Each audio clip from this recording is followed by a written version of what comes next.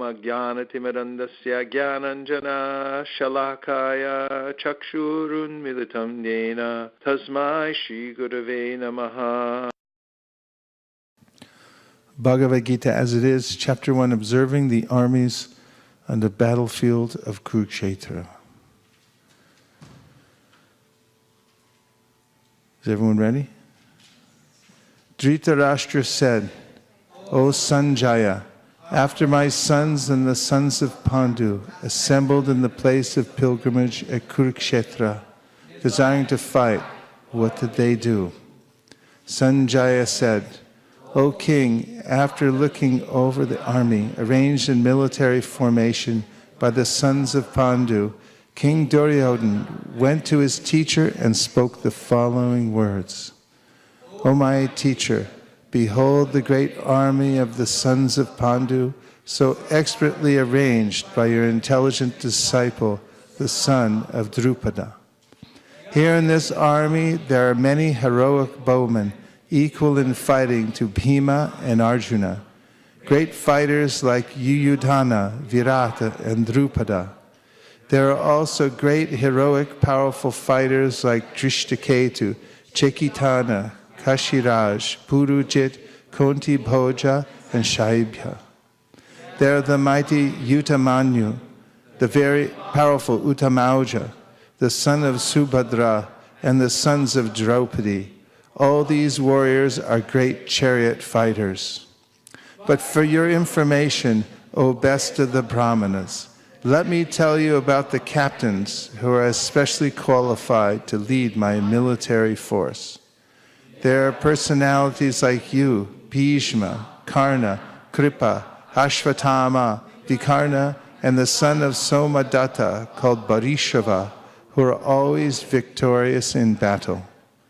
There are many other heroes who are prepared to lay down their lives for my sake. All of them are well equipped with different kinds of weapons, and all are experienced in military science. Our strength is immeasurable, and we are perfectly protected by Grandfather Bhishma, whereas the strength of the Pandavas, carefully protected by Bhima, is limited. All of you must now give full support to Grandfather Bhishma as you stand on your respective strategic points of entrance into the phalanx of the army. Then Bhishma, the great valiant grandsire of the Kuru dynasty, the grandfather of the fighters, blew his conch shell very loudly, making a sound like the roar of a lion, giving Duryodhana joy. After that, the conch shells, drums, bugles, trumpets, and horns were all suddenly sounded, and the combined sound was tumultuous.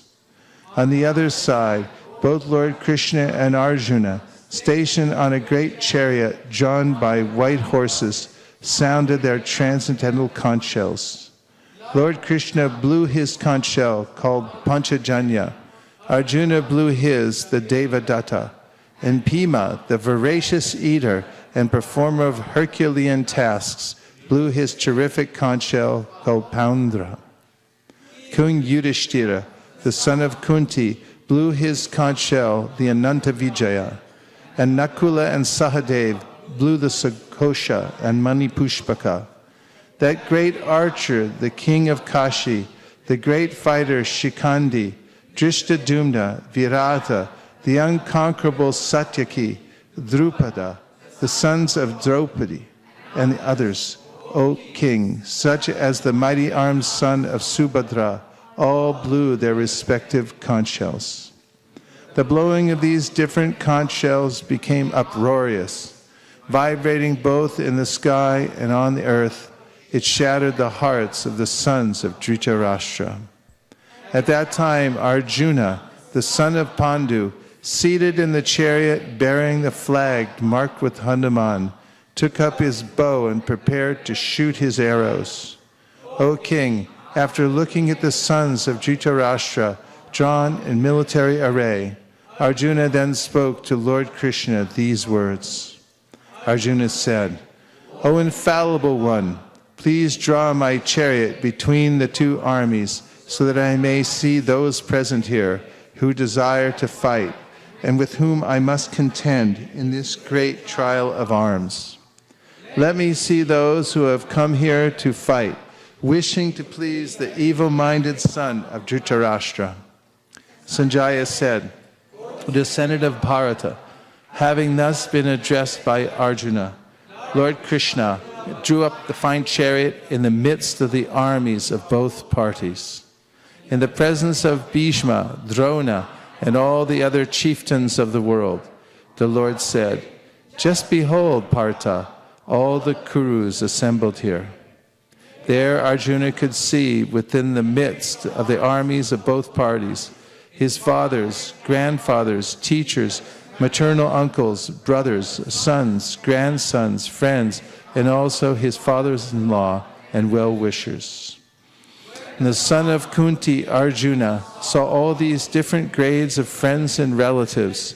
He became overwhelmed with compassion and spoke thus. Arjuna said, my dear Krishna, seeing my friends and relatives present before me in such a fighting spirit, I feel the limbs of my body quivering and my mouth drying up. My whole body is trembling. My hair is standing on end. My bow, Gandiva, is slipping from my hand, and my skin is burning. I am now unable to stand here any longer. I am forgetting myself, and my mind is reeling. I see only causes of misfortune, O Krishna, killer of the Keshi demon. I do not see how any good can come from killing my own kinsmen in this battle. Nor can I, my dear Krishna, desire any subsequent victory, kingdom, or happiness.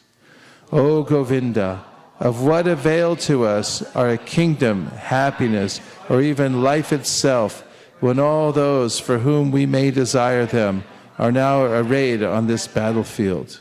O Madhusudana, when teachers, fathers, sons, grandfathers, maternal uncles, fathers-in-law, grandsons, brothers-in-law, and others, relatives, are ready to give up their lives and properties, and are standing before me, why should I wish to kill them, even though they may otherwise kill me?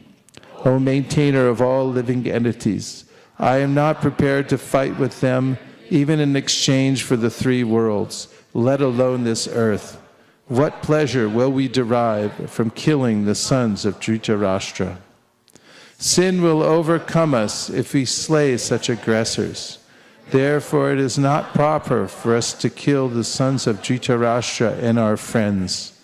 What should we gain, O Krishna, husband of the goddess of fortune, and how could we be happy by killing our own kinsmen? O Janardhan, although these men, their hearts overtaken by greed, see no fault in killing one's family or quarreling with friends, why should we, who can see the crime in destroying a family, engage in these acts of sin? With the destruction of the dynasty, the eternal family tradition is vanquished, and thus the rest of the family becomes involved in irreligion. When irreligion is prominent in the family, O Krishna, the women of the family become polluted, and from the degradation of womanhood, O descendant of Vrishni, comes unwanted progeny. An increase of unwanted population certainly causes hellish life, both for the family and for those who destroyed the family tradition. The ancestors of such corrupt families fall down because the performances for offering them food and water are entirely stopped. By the evil deeds of those who destroy the family tradition and thus give rise to unwanted children, all kinds of community projects and family welfare activities are devastated. O Krishna, maintainer of the people, I have heard by disciplic succession that those whose family traditions are destroyed dwell always in hell. Alas, how strange it is that we are preparing to commit greatly sinful acts, driven by the desire to enjoy royal happiness. We are intent on killing our own kinsmen. Better for me if the sons of Dhritarashtra, weapons in hand, were to kill me unarmed and unresisting on the battlefield. Sanjaya said, Arjuna, having thus spoken on the battlefield, cast aside his bow and arrows and sat down on the chariot, his mind overwhelmed with grief. Chapter 2, Contents of the Gita Summarized, Sankhya Yoga. Sanjaya said, seeing Arjuna full of compassion, his mind depressed, his eyes full of tears, Madhusudana, Krishna, spoke the following words. The Supreme Personality of Godhead said, my dear Arjuna, how have these impurities come upon you? They are not at all befitting a man who knows the real value of life. They lead not to higher planets, but to infamy. O son of Pritha, do not yield to this degrading impotence. It does not become you. Give up such petty weakness of heart, and arise, O chastiser of the enemy. Arjuna said, O killer of enemies, O killer of Madhu, how can I counterattack with arrows in battle men like Bhishma and Drona, who are worthy of my worship? It would be better to live in this world by begging than to live at the cost of the lives of great souls who are my teachers.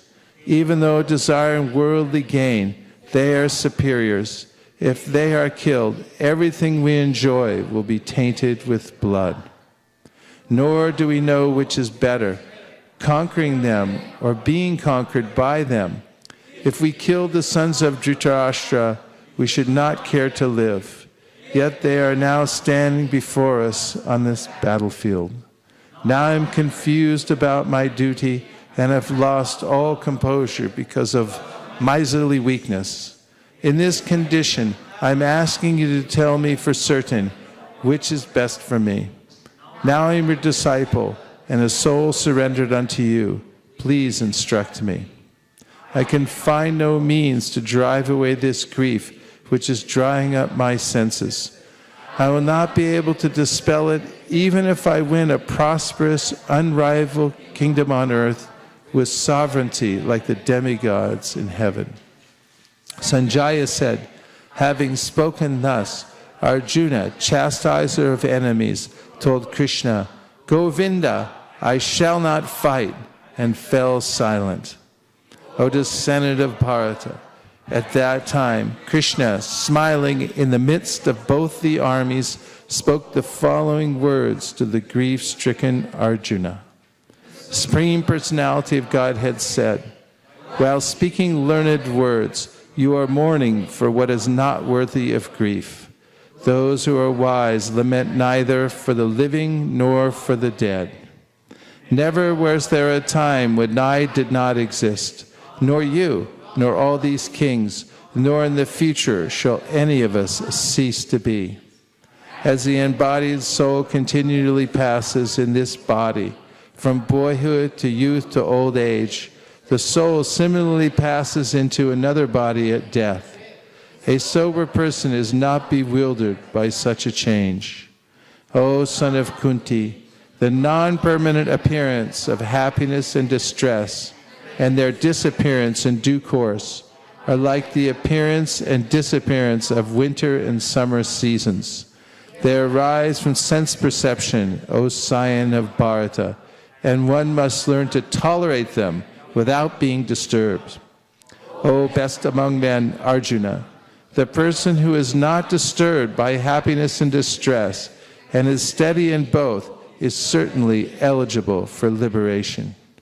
Those who are seers of the truth have concluded that of the non-existent, the material body, there is no endurance, and of the eternal, the soul, there is no change. This they have concluded by studying the nature of both. That which pervades the entire body you should know to be indestructible.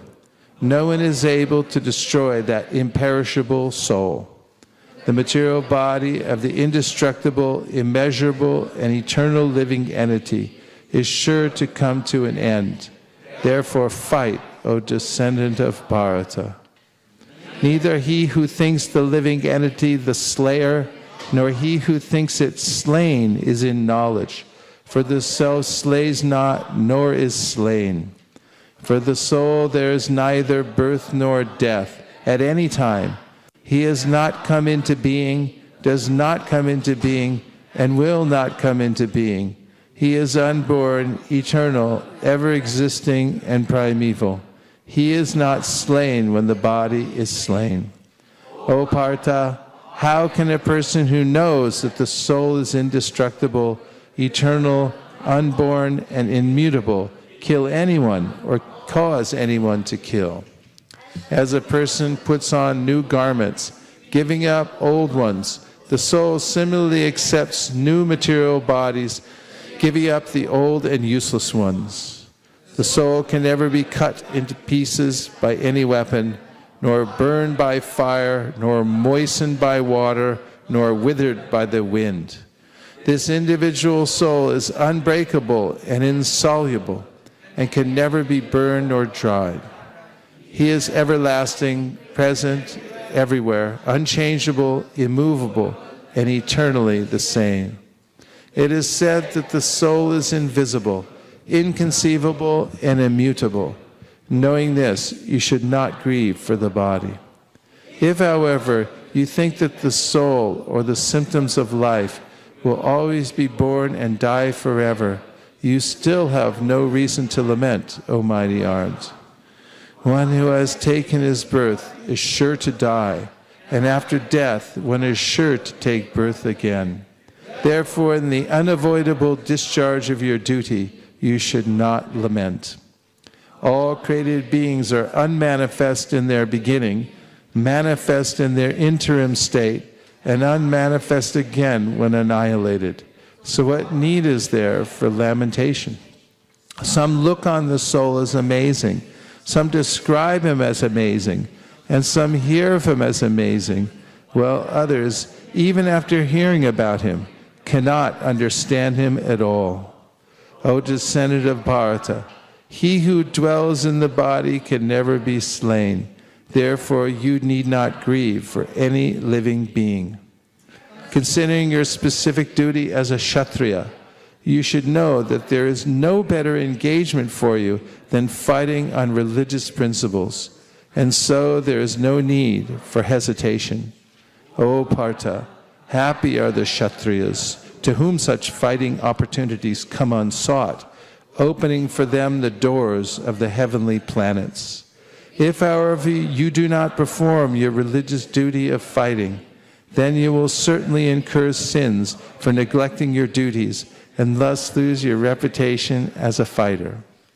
People will always speak of your infamy, and for a respectable person, dishonor is worse than death. The great generals who have highly esteemed your name and fame will think that you have left the battlefield out of fear only, and thus they will consider you insignificant. Your enemies will describe you in many unkind words and scorn your ability. What could be more painful for you? O son of Kunti, either you will be killed on the battlefield and attain the heavenly planets, or you will conquer and enjoy the earthly kingdom. Therefore, get up with determination and fight. Do thou fight for the sake of fighting, without considering happiness or distress, loss or gain, victory or defeat, and by so doing you shall never incur sin. Thus far I have described this knowledge to you through analytical study. Now listen as I explain it in terms of working without fruitive results. O son of Pratha, when you act in such knowledge, you can free yourself from the bondage of works. In this endeavor, there is no loss or diminution, and a little advancement on this path can protect one from the most dangerous type of fear. Those who are on this path are resolute in purpose, and their aim is one.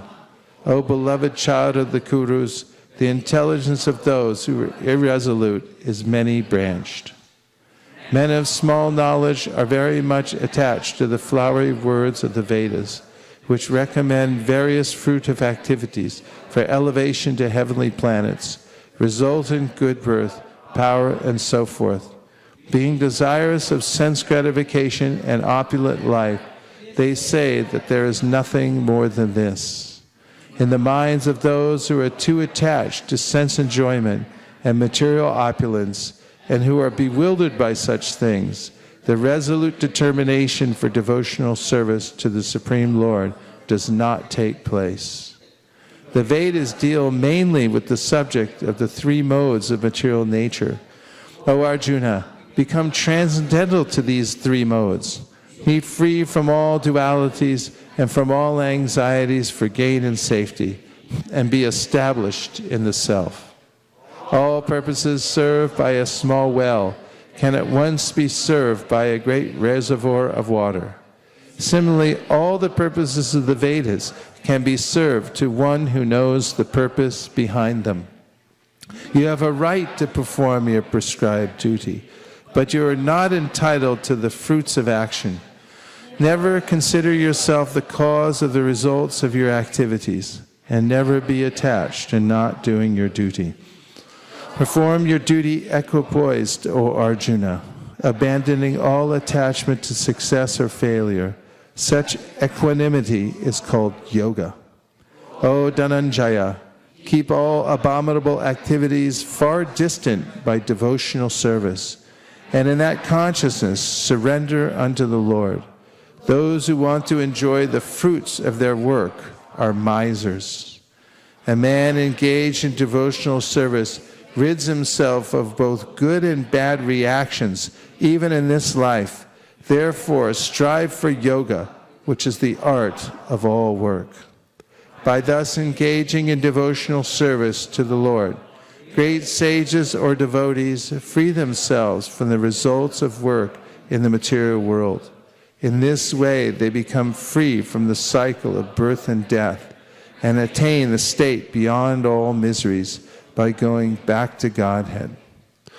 When your intelligence has passed out of the dense forest of delusion, you shall become indifferent to all that has been heard and all that is to be heard. When your mind is no longer disturbed by the flowery language of the Vedas, and when it remains fixed in the trance of self-realization, then you will have attained the divine consciousness. Arjuna said, O Krishna, what are the symptoms of one whose consciousness is thus merged in transcendence? How does he speak, and what is his language? How does he sit, and how does he walk? The Supreme Personality of Godhead said, O Partha, when a man gives up all varieties of desire for sense gratification, which arise from mental concoction, and when his mind thus purified finds satisfaction in the self alone, then he is said to be in pure transcendental consciousness. One who is not disturbed in mind, even amidst the threefold miseries, or elated when there is happiness, and who is free from attachment, fear, and anger, is called a sage of steady mind. In the material world, one who is unaffected by whatever good or evil he may obtain, neither praising it nor despising it, is firmly fixed in perfect knowledge. One who is able to withdraw his senses from sense objects, as the tortoise draws its limbs within the shell, is firmly fixed in perfect consciousness. Though the embodied soul may be restricted from sense enjoyment, the taste for sense objects remains. But ceasing such engagements by experiencing a higher taste, he is fixed in consciousness. The senses are so strong and impetuous, O Arjuna, that they forcibly carry away the mind even of a man of discrimination who is endeavoring to control them. One who restrains his senses, keeping them under full control, and fixes his consciousness upon me, is known as a man of steady intelligence. While contemplating the objects of the senses, a person develops attachment for them, and from such attachment lust develops, and from lust anger arises. From anger complete delusion arises, and from delusion bewilderment of memory. When memory is bewildered, intelligence is lost, and when intelligence is lost, one falls down again into the material pool. But a person free from all attachment and aversion and able to control his senses through regulative principles of freedom can obtain the complete mercy of the Lord. For one thus satisfied in Krishna consciousness, the threefold miseries of material existence exist no longer. In such satisfied consciousness, one's intelligence is soon well established. One who is not connected with the Supreme in Krishna consciousness can have neither transcendental intelligence nor a steady mind, without which there is no possibility of peace. And how can there be any happiness without peace? As a strong wind sweeps away a boat on the water, even one of the roaming senses on which the mind focuses can carry away a man's intelligence. Therefore, O mighty arms, one whose senses are restrained from their objects is certainly of steady intelligence. What is night for all beings is the time of awakening for the self-control, and the time of awakening for all beings is night for the introspective sage.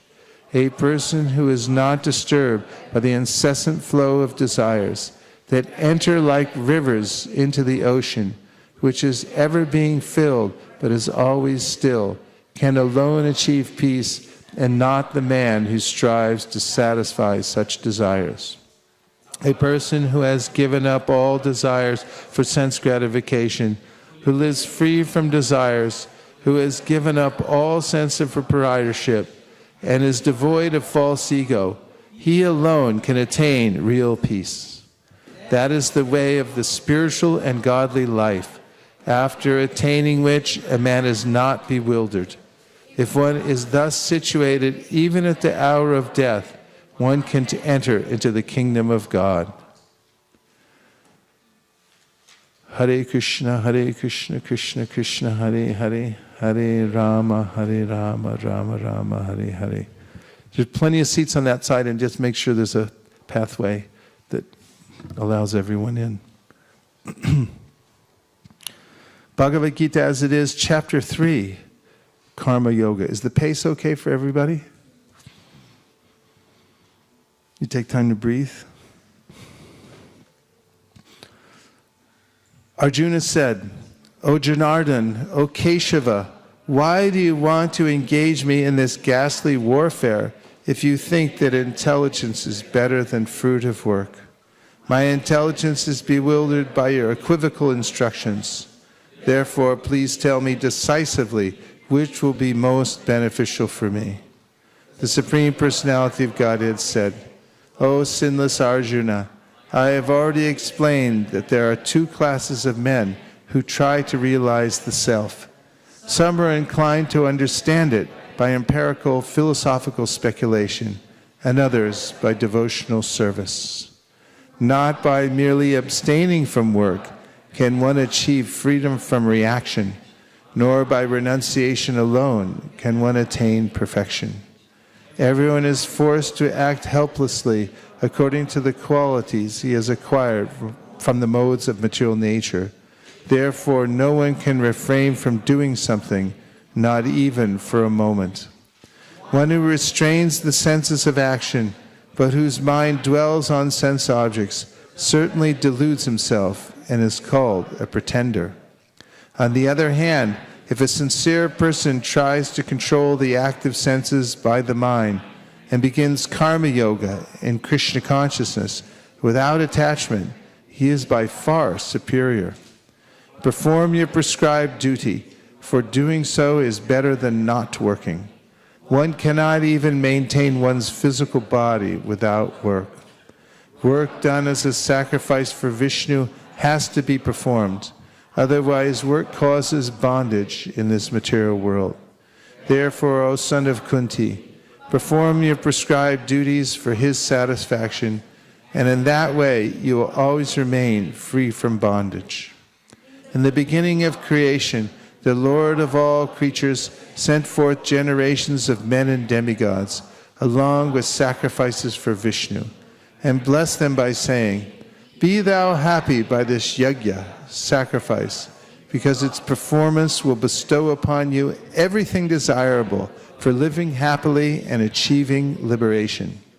The demigods, being pleased by sacrifices, will also please you, and thus by cooperation between men and demigods, prosperity will reign for all. In charge of the various necessities of life, the demigods, being satisfied by the performance of yajna, sacrifice, will supply all necessities to you. But he who enjoys such gifts without offering them to the demigods in return is certainly a thief. The devotees of the Lord are released from all kinds of sins because they eat food which is offered first for sacrifice. Others who prepare food for personal sense enjoyment verily eat only sin. All living bodies subsist on food grains, which are produced from rains. Rains are produced by performance of yajna, sacrifice, and yajna is born of prescribed duties. Regulated activities are prescribed in the Vedas, and the Vedas are directly manifested from the Supreme Personality of Godhead. Consequently, the all-pervading transcendence is eternally situated in acts of sacrifice. My dear Arjuna, one who does not follow in human life the cycle of sacrifice thus established by the Vedas certainly leads a life full of sin. Living only for the satisfaction of the senses, such a person lives in vain.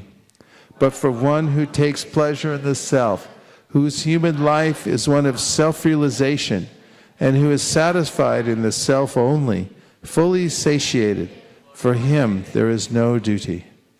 A self-realized man has no purpose to fulfill in the discharge of his prescribed duties, nor has he any reason not to perform such work, nor has he any need to depend on any other living being.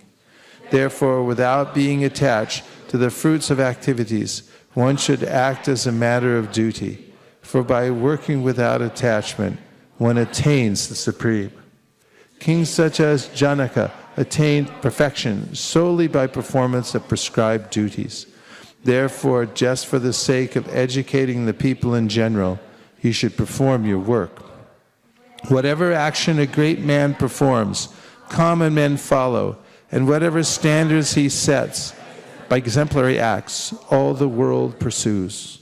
O Sandaprita, there is no work prescribed for me within all the three planetary systems, nor am I in want of anything, nor have I need to obtain anything, and yet I am engaged in prescribed duties. For if I ever failed to engage in carefully performing prescribed duties, O Partha, certainly all men would follow my path. If I did not perform prescribed duties, all these worlds would be put to ruination. I would be the cause of creating unwanted population, and I would thereby destroy the peace of all living beings. As the ignorant perform their duties with attachment to results, the learned may similarly act, but without attachment, for the sake of leading people on the right path. So as not to disrupt the minds of ignorant men attached to the fruit of results of prescribed duties, a learned person should not induce them to stop work. Rather, by working in the spirit of devotion, he should engage them in all sorts of activities for the gradual development of Krishna consciousness. The spirit soul, bewildered by the influence of false ego, thinks himself the doer of activities that are in actuality carried out by the three modes of material nature. One who is in knowledge of the absolute truth, O mighty arms, does not engage himself in the senses and sense gratification, knowing well the differences between work and devotion and work for fruitive results. Bewildered by the modes of material nature, the ignorant fully engage themselves in material activities and become attached, but the wise should not unsettle them, although these duties are inferior due to the performer's lack of knowledge. Therefore, O Arjuna, surrendering all your works unto me, with full knowledge of me, without desires for profit, with no claims to proprietorship, and free from lethargy, fight. Those persons who execute their duties according to my injunctions and who follow this teaching faithfully without envy become free from the bondage of fruitive actions. But those who, out of envy, disregard these teachings and do not follow them regularly are to be considered bereft of all knowledge, befooled and ruined in their endeavors for perfection. Even a man of knowledge acts according to his own nature, for everyone follows the nature he has acquired from the three modes. What can a repression accomplish? There are principles to regulate attachment and aversion pertaining to the senses and their objects. One should not come under the control of such attachment and aversion because they are stumbling blocks on the path of self-realization. It is far better to discharge one's prescribed duties, even though faultily, than another's duties perfectly. Destruction in the course of performing one's own duty is better than engaging in another's duties, for to follow another's path is dangerous. Arjuna said, O descendant of Vrishni, by what is one impelled to sinful acts, even unwillingly, as if engaged by force? The Supreme Personality of Godhead said, it is lust only, Arjuna, which is born of contact with the material mode of passion, and later transformed into wrath, and which is the all-devouring sinful enemy of this world. As fire is covered by smoke, as a mirror is covered by dust, or as the embryo is covered by the womb, the living entity is similarly covered by different degrees of this lust. Thus, the wise living entity's pure consciousness becomes covered by his eternal enemy in the form of lust, which is never satisfied and which burns like fire. The senses, the mind, and the intelligence are the sitting places of this lust. Through them, lust covers the real knowledge of the living entity and bewilders him. Therefore, O Arjuna, best of the Bharatas, in the very beginning, curb this great symbol of sin, lust, by regulating the senses, and slay this destroyer of knowledge and self-realization. The working senses are superior to dull matter. Mind is higher than the senses. Intelligence is still higher than the mind, and he, the soul, is even higher than the intelligence. Thus, knowing oneself to be transcendental to the material senses, mind, and intelligence, O mighty armed Arjuna, one should steady the mind by deliberate spiritual intelligence, Krishna consciousness, and thus by spiritual strength conquer this insatiable enemy known as lust. Chapter 4, Transcendental Knowledge. The Personality of Godhead said, Lord Sri Krishna said, I instructed this imperishable science of yoga to the sun god, Vivaswan, and Vivaswan instructed it to Manu, the father of mankind, and Manu in turn instructed it to Ikshvaku. This supreme science was thus received through the chain of disciplic succession, and the saintly kings understood it in that way. But in course of time, the succession was broken, and therefore the science as it is appears to be lost. That very ancient science of the relationship with the Supreme is today told by me to you, because you are my devotee as well as my friend, and can therefore understand the transcendental mystery of this science. Arjuna said, the sun god Vivaswan is senior by birth to you. How am I to understand that in the beginning you instructed this science to him? The Personality of Godhead said, many, many births both you and I have passed. I can remember all of them, but you cannot, O subduer of the enemy. Although I am unborn and my transcendental body never deteriorates, and although I am the Lord of all living entities, I still appear in every millennium in my original transcendental form. Whenever and wherever there is a decline in religious practice, O descendant of Bharata, and a predominant rise of irreligion, at that time I descend myself, to deliver the pious and to annihilate the miscreants, as well as to re-establish the principles of religion. I myself appear, millennium after millennium. One who knows the transcendental nature of my appearance and activities does not, upon leaving the body, take his birth again in this material world, but attains my eternal abode, O Arjuna. Being freed from attachment, fear, and anger, being fully absorbed in me, and taking refuge in me, many persons in the past became purified by knowledge of me, and thus they all attained transcendental love for me. As all surrender unto me, I reward them accordingly. Everyone follows my path in all respects, O son of Pritha. Men in this world desire success and fruit of activities, and therefore they worship the demigods. Quickly, of course, men get results from fruit of work in this world.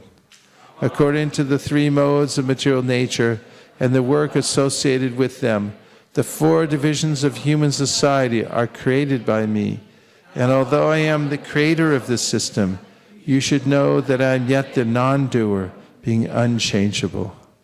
There is no work that affects me, nor do I aspire for the fruits of action. One who understands this truth about me also does not become entangled in the fruit of reactions of work. All the liberated souls in ancient times acted with this understanding of my transcendental nature. Therefore, you should perform your duty following in their footsteps. Even the intelligent are bewildered in determining what is action and what is inaction. Now I shall explain to you what action is, knowing which you shall be liberated from all misfortune. The intricacies of action are very hard to understand. Therefore, one should know properly what action is, what forbidden action is, and what inaction is. One who sees inaction in action and action in inaction is intelligent among men, and he is in the transcendental position, although engaged in all sorts of activities. One is understood to be in full knowledge, whose every endeavor is devoid of desire for sense gratification. He is said by sages to be a worker for whom the reactions of work have been burned up by the fire of perfect knowledge. Abandoning all attachment to the results of his activities, ever satisfied and independent, he performs no fruit of action, although engaged in all kinds of undertakings. Such a man of understanding acts with mind and intelligence perfectly controlled, gives up all sense of proprietorship over his possessions, and acts only for the bare necessities of life. Thus working, he is not affected by sinful reactions. He who is satisfied with gain which comes of its own accord, who is free from duality and does not envy, who is steady in both success and failure, is never entangled, although performing actions. The work of a man who is unattached to the modes of material nature and who is fully situated in transcendental knowledge merges entirely into transcendence. A person who is fully absorbed in Krishna consciousness is sure to attain the spiritual kingdom because of his full contribution to spiritual activities, in which the consummation is absolute and that which is offered is of the same spiritual nature. Some yogis perfectly worship the demigods by offering different sacrifices to them, and some offer sacrifices in the fire of the Supreme Brahman. Some, the unadulterated brahmacharis, sacrifice the hearing process and the senses in the fire of mental control, and others, the regulated householders, sacrifice the objects of the senses in the fire of the senses.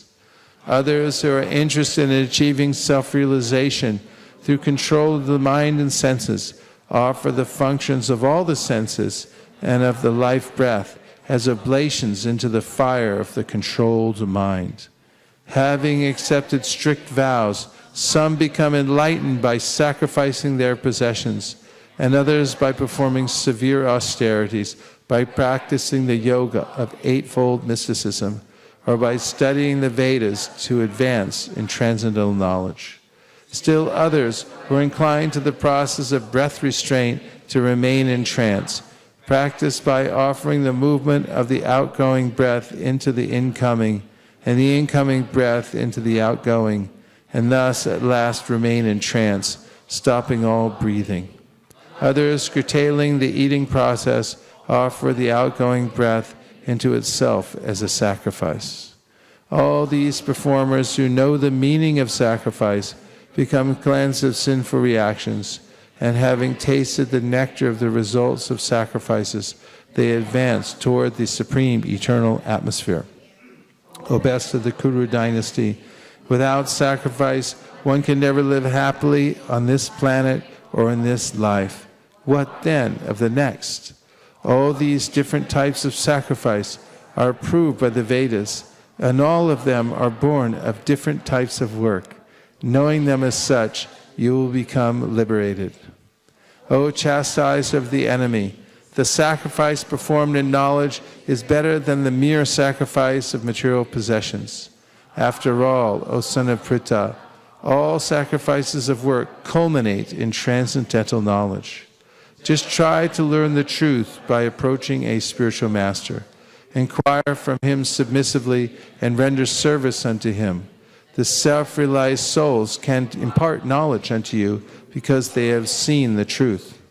Having obtained real knowledge from a self-realized soul, you will never fall again into such illusion, for by this knowledge you will see that all living beings are but part of the Supreme, or in other words, that they are mine. Even if you are considered to be the most sinful of all sinners, when you are situated in the boat of transcendental knowledge, you will be able to cross the ocean of miseries. As a blazing fire turns firewood to ashes, O Arjuna, so does the fire of knowledge burn to ashes all reactions to material activities. In this world, there is nothing so sublime and pure as transcendental knowledge. Such knowledge is the mature fruit of all mysticism, and one who has become accomplished in the practice of devotional service enjoys this knowledge within himself in due course of time. A faithful man who is dedicated to transcendental knowledge and who subdues his senses is eligible to achieve such knowledge, and having achieved it, he quickly attains the supreme spiritual peace. But ignorant and faithless persons who doubt the revealed scriptures do not attain God consciousness. They fall down. For the doubting soul, there is happiness neither in this world nor in the next. One who acts in devotional service, renouncing the fruits of his actions, and whose doubts have been destroyed by transcendental knowledge, is situated factually in the self. Thus he is not bound by the reactions of work, O conqueror of riches. Therefore the doubts which have arisen in your heart out of ignorance should be slashed by the weapon of knowledge. Armed with yoga, O Bharata, stand and fight. Chapter 5, Karma Yoga, Action in Krishna Consciousness.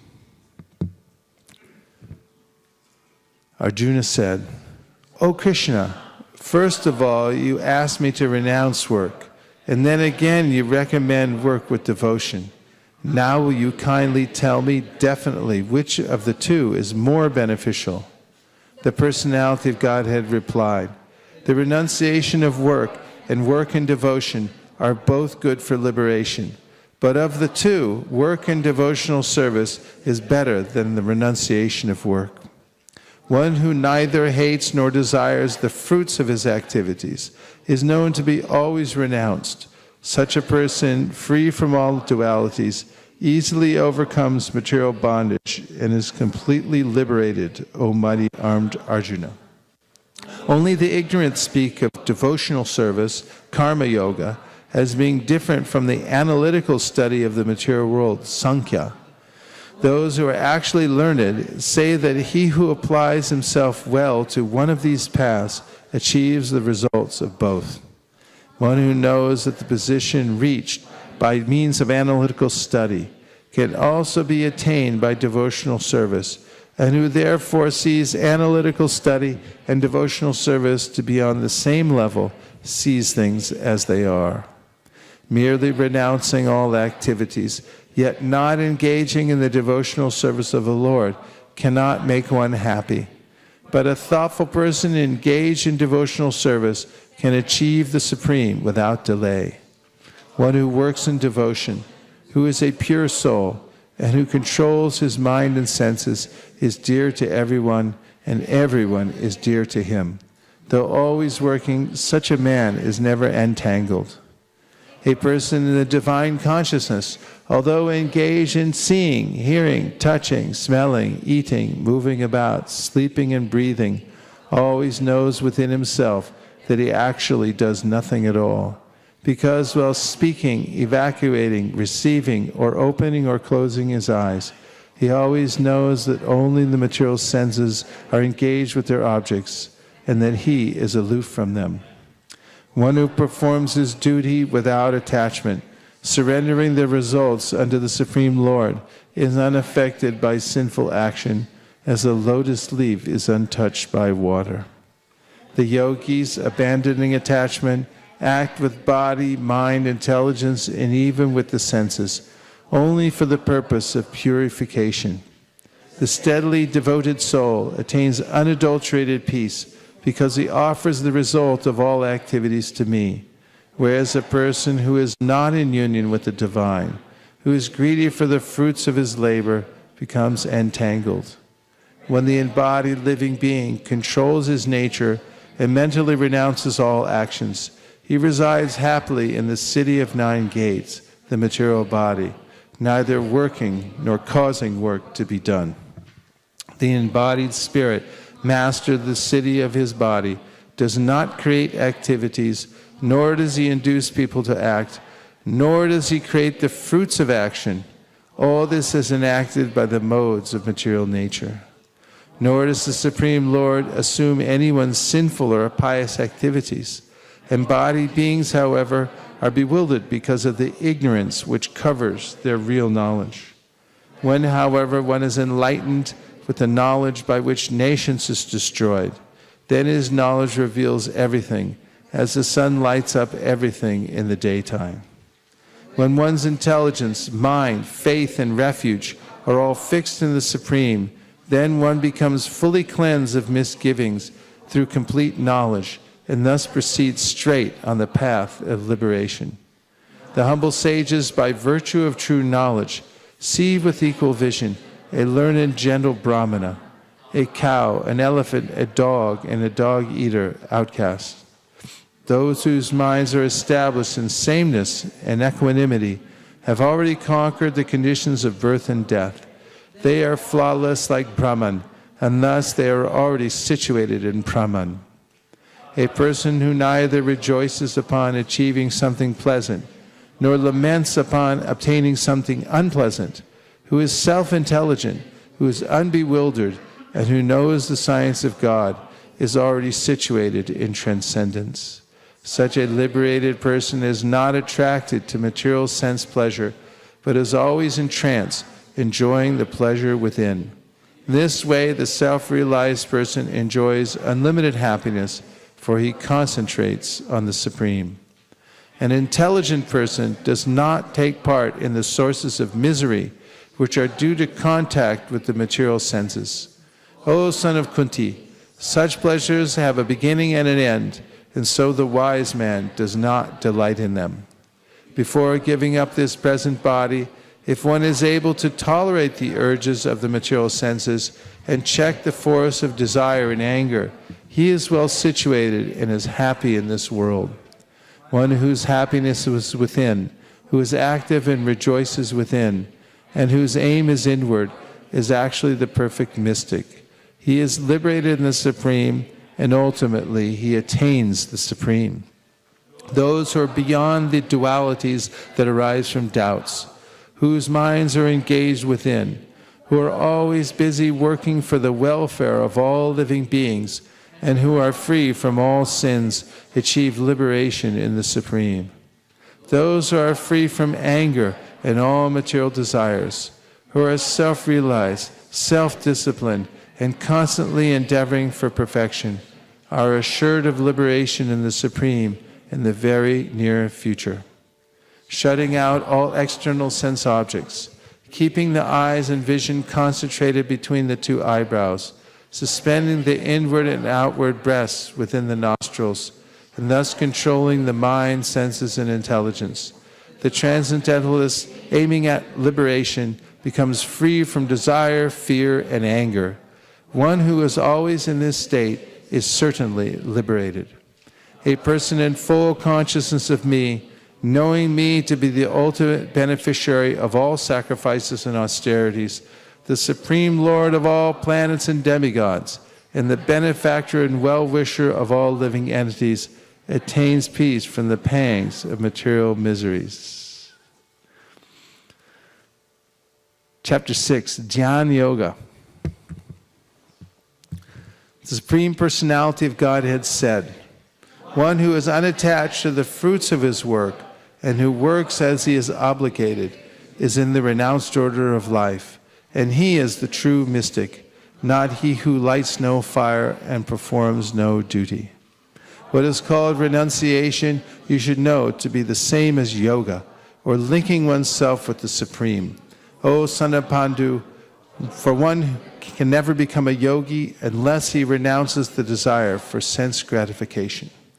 For one who is a neophyte in the eightfold yoga system, work is said to be the means, and for one who is already elevated in yoga, cessation of all material activities is said to be the means.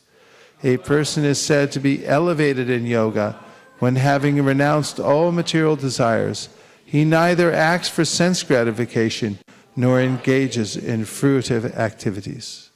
One must deliver himself with the help of his mind and not degrade himself. The mind is the friend of the conditioned soul and his enemy as well. For him who has conquered the mind is the best of friends. But for one who has failed to do so, his mind will remain the greatest enemy. For one who has conquered the mind, the supersoul is already reached, for he has attained tranquility. To such a man, happiness and distress, heat and cold, honor and dishonor are all the same. A person is said to be established in self-realization and is called a yogi or mystic when he is fully satisfied by virtue of acquired knowledge and realization. Such a person is situated in transcendence and is self-controlled.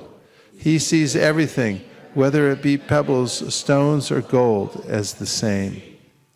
A person is considered still further advanced when he regards honest well-wishers, affectionate benefactors, the neutral, mediators, the envious, friends and enemies, the pious, and the sinners, all with an equal mind.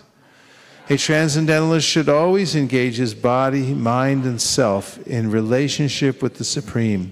He should live alone in a secluded place and should always carefully control his mind. He should be free from desires and feelings of possessiveness. To practice yoga, one should go to a secluded place and should lay kusha grass on the ground and then cover it with a deer skin and a soft cloth. The seat should be neither too high nor too low and should be situated in a sacred place. The yogi should then sit on it very firmly and practice yoga to purify the heart by controlling his mind, senses, and activities and fixing the mind on one point. One should hold one's body, neck, and head erect in a straight line and stare steadily at the tip of the nose. Thus, with an unagitated, subdued mind, devoid of fear, completely free from sex life, one should meditate upon me within the heart and make me the ultimate goal of life. Thus, practicing constant control of the body, mind, and activities, the mystic transcendentalist, his mind regulated, attains to the kingdom of God or the abode of Krishna by cessation of material existence. There is no possibility of one's becoming a yogi, O Arjuna, if one eats too much or eats too little, sleeps too much or does not sleep enough. He who is regulated in his habits of eating, sleeping, recreation, and work can mitigate all material pains by practicing the yoga system. when the yogi, by practice of yoga, disciplines his mental activities and becomes situated in transcendence, devoid of all material desires, he is said to be well established in yoga. As a lamp in a windless place does not waver, so the transcendentalist whose mind is controlled remains always steady in his meditation on the transcendent self. In the stage of perfection called trance or samadhi, one's mind is completely restrained from material mental activities by practice of yoga. This perfection is characterized by one's ability to see the self by the pure mind and to relish and rejoice in the self. In that joyous state, one is situated in boundless transcendental happiness, realized through transcendental senses. Established thus, one never departs from the truth, and upon gaining this, he thinks there is no greater gain. Being situated in such a position, one is never shaken, even in the midst of greatest difficulty. This indeed is actual freedom from all miseries arising from material contact. One should engage oneself in the practice of yoga with determination and faith and not be deviated from the path. One should abandon without exception all material desires born of mental speculation and thus control all the senses on all sides by the mind. Gradually, step by step, one should become situated in trance by means of intelligence, sustained by full conviction, and thus the mind should be fixed on the self alone and should think of nothing else. From wherever the mind wanders due to its flickering and unsteady nature, one must certainly withdraw it and bring it back under the control of the self. The yogi whose mind is fixed on me verily attains the highest perfection of transcendental happiness. He is beyond the mode of passion. He realizes his qualitative identity with the Supreme, and thus he is freed from all reactions to past deeds. Thus the self-controlled yogi, constantly engaged in yoga practice, becomes free from all material contamination and achieves the highest stage of perfect happiness in transcendental loving service to the Lord. A true yogi observes me in all beings and also sees every being in me. Indeed, the self-realized person sees me, the same Supreme Lord, everywhere. For one who sees me everywhere and sees everything in me, I am never lost, nor is he ever lost to me. Such a yogi who engages in the worshipful service of the Supersoul, knowing that I and the Supersoul are one, remains always in me in all circumstances. He is a perfect yogi who, by comparison to his own self, sees the true equality of all beings in both their happiness and their distress, O Arjuna. Arjuna said, O Madhusudana, the system of yoga which you have summarized appears impractical and unendurable to me, for the mind is restless and unsteady. The mind is restless, turbulent, obstinate, and very strong, O Krishna, and to subdue it, I think, is more difficult than controlling the wind. Lord Sri Krishna said, O mighty armed son of Kunti, it is undoubtedly very difficult to curb the restless mind, but it is possible by suitable practice and by detachment. For one whose mind is unbridled, self-realization is difficult work, but he whose mind is controlled and who strives by appropriate means is assured of success. That is my opinion. Arjuna said, O Krishna, what is the destination of the unsuccessful transcendentalist who in the beginning takes to the process of self-realization with faith, but who later desists due to worldly mindedness and thus does not attain perfection in mysticism? O mighty armed Krishna, does not such a man who is bewildered from the path of transcendence fall away from both spiritual and material success and perish like a riven cloud with no position in any sphere? This is my doubt, O Krishna, and I ask you to dispel it completely.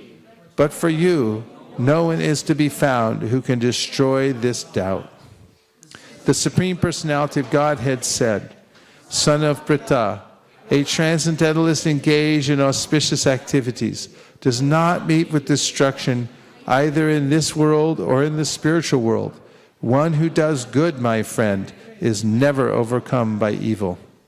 The unsuccessful yogi, after many, many years of enjoyment on the planets of the pious living entities, is born into a family of righteous people or into a family of rich aristocracy.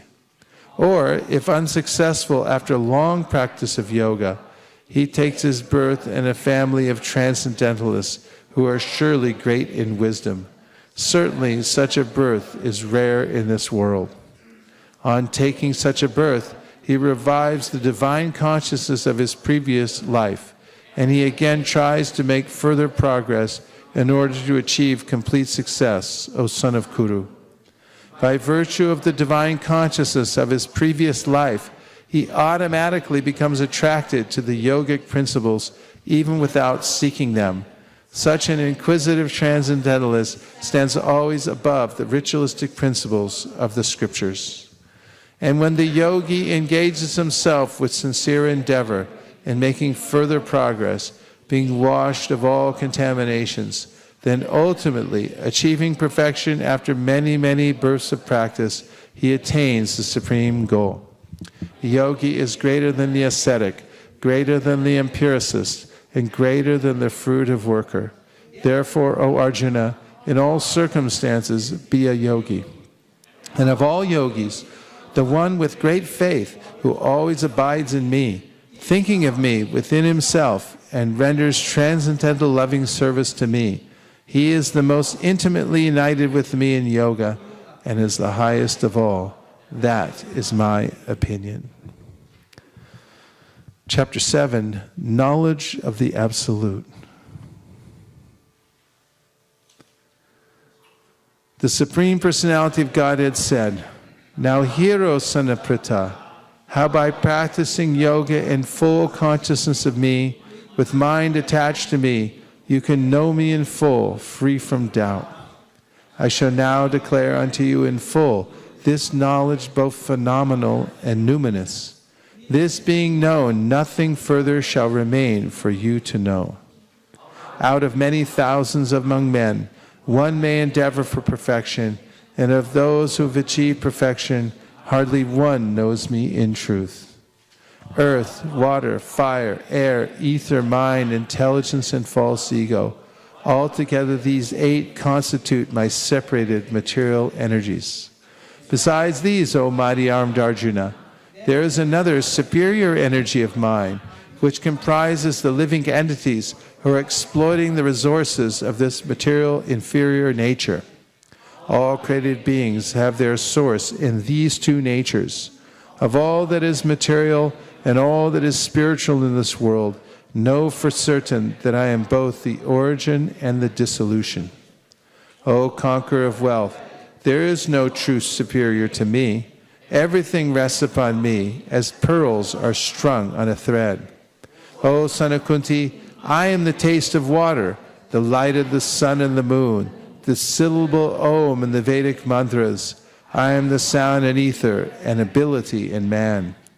I am the original fragrance of the earth, and I am the heat and fire. I am the life of all that lives, and I am the penances of all ascetics. O son of Pritha, know that I am the original seed of all existences, the intelligence of the intelligent, and the prowess of all powerful men. I am the strength of the strong, devoid of passion and desire. I am sex life which is not contrary to religious principles, O Lord of the Bharatas, Arjuna. Know that all states of being, be they of goodness, passion, or ignorance, are manifested by my energy. I am in one sense everything, but I am independent. I am not under the modes of material nature, for they, on the contrary, are within me. Deluded by the 3 modes, goodness, passion, and ignorance, the whole world does not know me, who am above the modes and inexhaustible. This divine energy of mine, consisting of the 3 modes of material nature, is difficult to overcome. but those who have surrendered unto me can easily cross beyond it. Those miscreants who are grossly foolish, who are lowest among mankind, whose knowledge is stolen by illusion, and who partake of the atheistic nature of demons, do not surrender unto me. O best among the Bharatas, 4 kinds of pious men begin to render devotional service unto me: the distressed, the desirer of wealth, the inquisitive, and he who is searching for knowledge of the Absolute. Of these, the one who is in full knowledge and who is always engaged in pure devotional service is the best. For I am very dear to him, and he is very dear to me. All these devotees are undoubtedly magnanimous souls, but he who is situated in knowledge of me I consider to be just like my own self. Being engaged in my transcendental service, he is sure to attain me, the highest and most perfect goal. After many births and deaths, he who is actually in knowledge surrenders unto me, knowing me to be the cause of all causes and all that is. Such a great soul is very rare. Those whose intelligence has been stolen by material desires surrender unto demigods and follow the particular rules and regulations of worship according to their own natures. I am situated in everyone's heart as a supersoul. As soon as one desires to worship some demigod, I make his face steady so that he can devote himself to that particular deity. Endowed with such a faith, he endeavors to worship a particular demigod and obtains his desires, but in actuality these benefits are bestowed by me alone. Men of small intelligence worship the demigods, and their fruits are limited and temporary. Those who worship the demigods go to the planets of the demigods, but my devotees ultimately reach my supreme planet. Unintelligent men who do not know me perfectly think that I, the Supreme Personality of Godhead, Krishna, was impersonal before and have now assumed this personality. Due to their small knowledge, they do not know my higher nature, which is imperishable and supreme. I am never manifest to the foolish and unintelligent. For them I am covered by my internal potency, and therefore they do not know that I am unborn and infallible. O Arjuna, as the Supreme Personality of Godhead, I know everything that has happened in the past, all that is happening in the present, and all things that are yet to come. I also know all living entities, but me no one knows. O Scion of Bharata, O conqueror of the foe, all living entities are born into delusion, bewildered by dualities arisen from desire and hate. Persons who have acted piously in previous lives and in this life, and whose sinful actions are completely eradicated, are freed from the dualities of delusion, and they engage themselves in my service with determination. Intelligent persons who are endeavoring for liberation from old age and death take refuge in me in devotional service. They're actually Brahman because they entirely know everything about transcendental activities. Those in full consciousness of me, who know me, the Supreme Lord, to be the governing principle of the material manifestation, of the demigods, and of all methods of sacrifice, of the Supreme Personality of Godhead, even at the time of death. Chapter 8, Attaining the Supreme.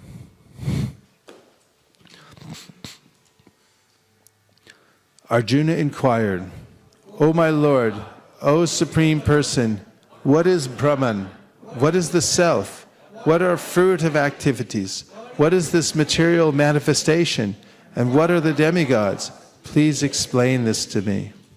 Who is the Lord of sacrifice, and how does he live in the body, O Madhusudana? And how can those engaged in devotional service know you at the time of death? The Supreme Personality of Godhead said, the indestructible, transcendental living entity is called Brahman, and his eternal nature is called Adhyatma, the Self. Action pertaining to the development of the material bodies of the living entities is called karma, or fruitive activities. O best of the embodied beings, the physical nature, which is constantly changing, is called adibhuta, the material manifestation. The universal form of the Lord, which includes all the demigods, like those of the sun and moon, is called adidaiva. And I, the Supreme Lord, represented as the Supersoul in the heart of every embodied being, am called Adiyagya, the Lord of Sacrifice. And whoever at the end of his life quits his body remembering me alone, at once attains my nature. Of this there is no doubt. Whatever state of being one remembers when he quits his body, O son of Kunti, that state he will attain without fail. Therefore, Arjuna, you should always think of me in the form of Krishna, and at the same time carry out your prescribed duty of fighting. With your activities dedicated to me, and your mind and intelligence fixed on me, you will attain me without doubt. He who meditates on me as the Supreme Personality of Godhead, his mind constantly engaged in remembering me, undeviated from the path, he, O Partha, is sure to reach me. One should meditate upon the Supreme Person as the one who knows everything, as he who is the oldest, who is the controller, who is smaller than the smallest, who is the maintainer of everything, who is beyond all material conception, who is inconceivable, and who is always a person. He is luminous like the sun, and he is transcendental beyond this material nature. One who, at the time of death, fixes his life air between the eyebrows, and by the strength of yoga, with an undeviating mind, engages himself in remembering the Supreme Lord in full devotion, will certainly attain to the Supreme Personality of Godhead. Persons who are learned in the Vedas, who utter Omkara, and who are great sages in their renounced order, enter into Brahman. Desiring such perfection, one practices celibacy. I should now briefly explain to you this process by which one may attain salvation. The yogic situation is that of detachment from all sensual engagements, closing all the doors of the senses and fixing the mind on the heart and the life air at the top of the head. One establishes himself in yoga. After being situated in this yoga practice and vibrating the sacred syllable Om, the supreme combination of letters, if one thinks of the Supreme Personality of Godhead and quits his body, he will certainly reach the spiritual planets. For one who always remembers me without deviation, I am easy to obtain, O son of Pritha, because of his constant engagement in devotional service. After attaining me, the great souls, who are yogis in devotion, never return to this temporary world, which is full of miseries, because they have attained the highest perfection. From the highest planet in the material world down to the lowest, all are places of misery, wherein repeated birth and death take place. But one who attains to my abode, O son of Kunti, never takes birth again. By human calculation, 1,000 ages taken together form the duration of Brahma's one day, and such also is the duration of his night. At the beginning of Brahma's day, all living entities become manifest from the unmanifest state, and thereafter, when the night falls, they are merged into the unmanifest again. Again and again, when Brahma's day arrives, all living entities come into being, and with the arrival of Brahma's night, they are helplessly annihilated. Yet there is another unmanifest nature, which is eternal and is transcendental to this manifested and unmanifested matter. It is supreme and is never annihilated. When all in this world is annihilated, that part remains as it is.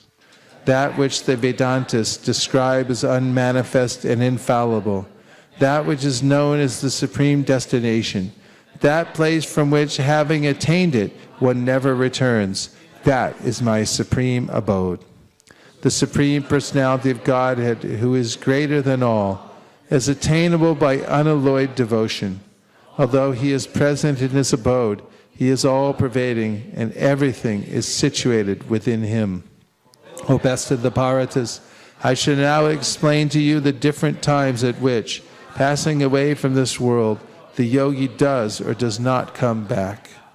Those who know the Supreme Brahman attain that Supreme by passing away from the world during the influence of the fiery God, in the light at an auspicious moment of the day, during the fortnight of the waxing moon, or during the 6 months when the sun travels in the north.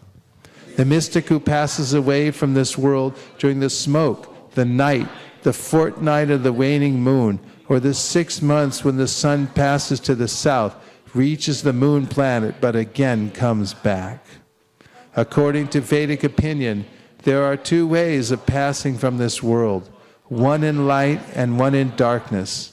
When one passes in light, he does not come back, but when one passes in darkness, he returns.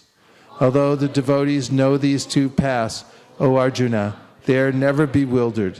Therefore, be always fixed in devotion. A person who accepts the path of devotional service is not bereft of the results derived from studying the Vedas, performing sacrifices, undergoing austerities, giving charity, or pursuing philosophical and fruitive activities. Simply by performing devotional service, he attains all these, and at the end he reaches the supreme eternal abode. Chapter 9, the most confidential knowledge.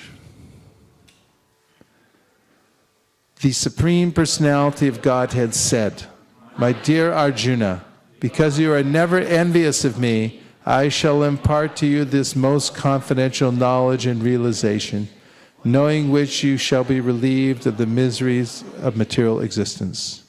This knowledge is the king of education, the most secret of all secrets. It is the purest knowledge, and because it gives direct perception of the self by realization, it is the perfection of religion. It is everlasting, and it is joyfully performed. Those who are not faithful in this devotional service cannot attain me, O conqueror of enemies. Therefore, return to the path of birth and death in this material world. By me and my unmanifested form, this entire universe is pervaded. All beings are in me, but I am not in them. And that everything that is created does not rest in me. Behold my mystic opulence. Although I am the maintainer of all living entities, and although I am everywhere, I am not a part of this cosmic manifestation, for myself is the very source of creation. Understand that as the mighty wind blowing everywhere, rest always in the sky, all created beings rest in me. O son of Kunti, at the end of the millennium, all material manifestations enter into my nature, and at the beginning of another millennium, by my potency, I create them again. The whole cosmic order is under me. Under my will, it is automatically manifested again and again, and under my will, it is annihilated at the end. O Dhananjaya, all this work cannot bind me. I am ever detached from all these material activities, seated as though neutral. This material nature, which is one of my energies, is working under my direction. O son of Kunti, producing all moving and non-moving beings. Under its rule, this manifestation is created and annihilated again and again. Fools deride me when I descend in the human form. They do not know my transcendental nature as the Supreme Lord of all that be. Those who are thus bewildered are attracted by demoniac and atheistic views. In that deluded condition, their hopes for liberation, their fruitive activities, and their culture of knowledge are all defeated. O son of Pritha, those who are not deluded, the great souls, are under the protection of the divine nature. They are fully engaged in devotional service because they know me as the Supreme Personality of Godhead, original and inexhaustible. Always chanting my glories, endeavoring with great determination, bowing down before me, these great souls perpetually worship me with devotion. Others who engage in sacrifice by the cultivation of knowledge worship the Supreme Lord as the one without a second, as diverse in many and in the universal form. But as I who am the ritual, I the sacrifice, the offering to the ancestors, the healing herb, the transcendental chant, I am the butter and the fire and the offering. I am the father of this universe, the mother, the support, and the grandsire. I am the object of knowledge, the purifier, and the syllable Om. I am also the Rig, the Sama, and the Yajurvedas. I am the goal, the sustainer, the master, the witness, the abode, the refuge, and the most dear friend. I am the creation and the annihilation, the basis of everything, the resting place, and the eternal seed. O Arjuna, I give heat, and I withhold and send forth the rain. I am immortality, and I am also death personified. Both spirit and matter are in me. Those who study the Vedas and drink the soma juice, seeking the heavenly planets, worship me indirectly. Purified of sinful reactions, they take birth on the pious heavenly planet of Indra, where they enjoy godly delights. When they have thus enjoyed vast heavenly sense pleasure, and the results of their pious activities are exhausted, they return to this mortal planet again. Thus those who seek sense enjoyment by adhering to the principles of the three Vedas achieve only repeated birth and death. But those who always worship me with exclusive devotion, meditating on my transcendental form, to them I carry what they lack, and I preserve what they have. Those who are devotees of other gods, and who worship them with faith, actually worship only me, O son of Kunti, but they do so in a wrong way. I am the only enjoyer and master of all sacrifices. Therefore, those who do not recognize my true transcendental nature fall down. Those who worship the demigods will take birth among the demigods. Those who worship the ancestors go to the ancestors. Those who worship ghosts and spirits will take birth among such beings, and those who worship me will live with me. If one offers me with love and devotion a leaf, a flower, a fruit, or water, I will accept it. Whatever you do, whatever you eat, whatever you offer or give away, and whatever austerities you perform, do that, O son of Kunti, as an offering to me. In this way, you will be free from bondage to work and its auspicious and inauspicious results. With your mind fixed on me and this principle of renunciation, you will be liberated and come to me. I envy no one, nor am I partial to anyone. I am equal to all, but whoever renders service unto me in devotion is a friend, is in me, and I am also a friend to him. Even if one commits the most abominable action, if he is engaged in devotional service, he is to be considered saintly because he is properly situated in his determination. He quickly becomes righteous and attains lasting peace. O son of Kunti, declare it boldly that my devotee never perishes. O son of Pritha, those who take shelter in me, though they be of lower birth, women, Vaishyas, merchants, and Shudras, workers, can attain the supreme destination. How much more so of the righteous Brahmanas, the devotees, and the saintly kings. Therefore, having come into this temporary miserable world, engage in loving service unto me. Engage your mind always in thinking of me. Become my devotee, offer obeisances to me, and worship me. Being completely absorbed in me, surely you will come to me. The Supreme Personality of Godhead said, "Listen again, O mighty armed Arjuna, because you are my dear friend. For your benefit, I shall speak to you further, giving knowledge that is better than what I have already explained.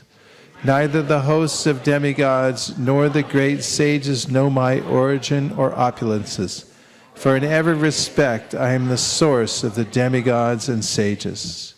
He who knows me as the unborn, as the beginningless, as the supreme Lord of all the worlds, he only, undiluted among men, is freed from all sins. Intelligence, knowledge, freedom from doubt and delusion, forgiveness, truthfulness, control of the senses, control of the mind, happiness and distress, birth, death, fear, fearlessness, non-violence, equanimity, satisfaction, austerity, charity, fame and infamy. All these various qualities of living beings are created by me alone. The 7 great sages, and before them the 4 other great sages, and the Manus, progenitors of mankind, come from me, born from my mind, and all the living beings populating the various planets descend from them. One who is factually convinced of this opulence and mystic power of mine engages in unalloyed devotional service. Of this there is no doubt. I am the source of all spiritual and material worlds. Everything emanates from me. The wise who perfectly know this engage in my devotional service and worship me with all their hearts. The thoughts of my pure devotees dwell in me. Their lives are fully devoted to my service, and they derive great satisfaction and bliss from always enlightening one another and conversing about me. To those who are constantly devoted, serving me with love, I give the understanding by which they can come to me. To show them special mercy, I, dwelling in their hearts, destroy with the shining lamp of knowledge the darkness born of ignorance. Arjuna said, "You are the Supreme Personality of Godhead, the ultimate abode, the purest, the absolute truth. You are the eternal, transcendental, original person, the unborn, the greatest. All the great sages such as Narada, Asita, Devala, and Vyas confirm this truth about you, and now you yourself are declaring it to me. O Krishna, I totally accept as truth all that you have told me. Neither the demigods nor the demons, O Lord, can understand your personality. Indeed, you alone know yourself by your own internal potency, O Supreme Person, origin of all, Lord of all beings, God of gods, Lord of the universe. Please tell me in detail of your divine opulences, by which you pervade all these worlds. O Krishna, O Supreme Mystic, how shall I constantly think of you, and how shall I know you?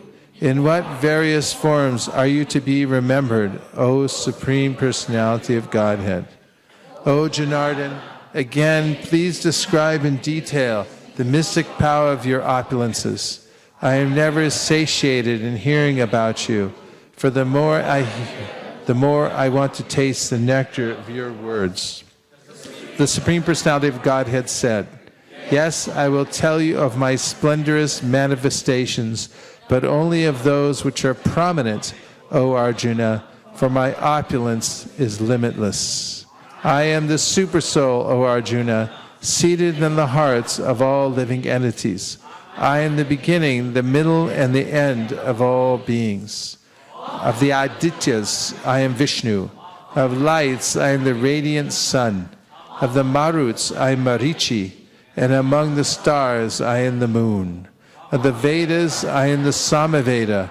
Of the demigods, I am Indra, the king of heaven. Of the senses, I am the mind. And in living beings, I am the living force, consciousness. Of all the Rudras, I am Lord Shiva. Of the Yakshas and Rakshasas, I am the Lord of wealth, Kuvera. Of the Vasus, I am Agni. And of mountains, I am Meru. Priests, O Arjuna, know me to be the chief, Brihaspati. Of generals, I am Kartikeya. And of bodies of water, I am the ocean. Of the great sages, I am Bhrigu. Of vibrations, I am the transcendental Om. Of sacrifices, I am the chanting of the holy names, Japa. And of immovable things in the Himalayas. Of all trees, I am the banyan tree. And of the sages among the demigods, I am Narada. Of the Gandharvas, I am Chitraratha. And among perfected beings, I am the sage Kapila. Of horses, know me to be Utraishava, produced during the churning of the ocean for nectar. Of lordly elephants, I am Airavata, and among men, I am the monarch. Of weapons, I am the thunderbolt. Among cows, I am the Surabhi. Of causes for procreation, I am Kandarpa, the god of love. And of serpents, I am Vasuki. Of the many-hooded Nagas, I am Ananta. And among the aquatics, I am the demigod Varuna. Of departed ancestors, I am Aryama. And among the dispensers of law, I am Yama, the lord of death. Among the Daitya demons, I am the devoted Prahlad. Among subduers, I am time. Among beasts, I am the lion. And among birds, I am Garuda. Of purifiers, I am the wind. Of the wielders of weapons, I am Rama. Of fishes, I am the shark. And of flowing rivers, I am the Ganges. Of all creations, I am the beginning and the end, and also the middle, O Arjuna. Of all sciences, I am the spiritual science of the self, and among logicians, I am the conclusive truth.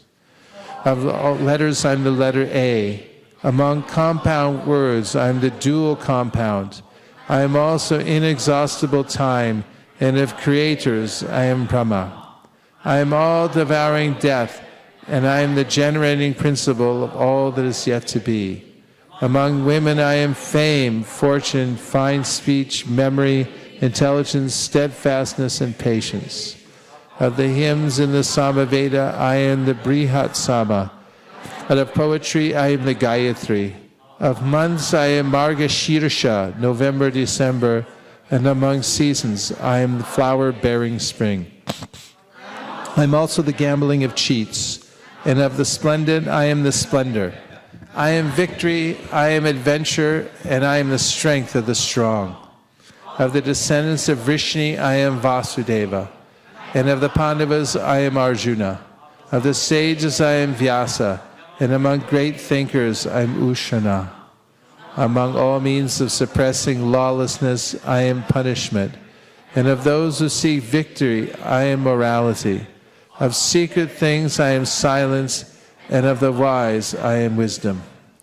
Furthermore, O Arjuna, I am the generating seed of all existences. There is no being moving or non-moving that can exist without me. O mighty conqueror of enemies, there is no end to my divine manifestations. What I have spoken to you is but a mere indication of my infinite opulences. Know that all opulent, beautiful, and glorious creations spring but from a spark of my splendor. But what need is there, Arjuna, for all this detailed knowledge? With a single fragment of myself, I pervade and support this entire universe.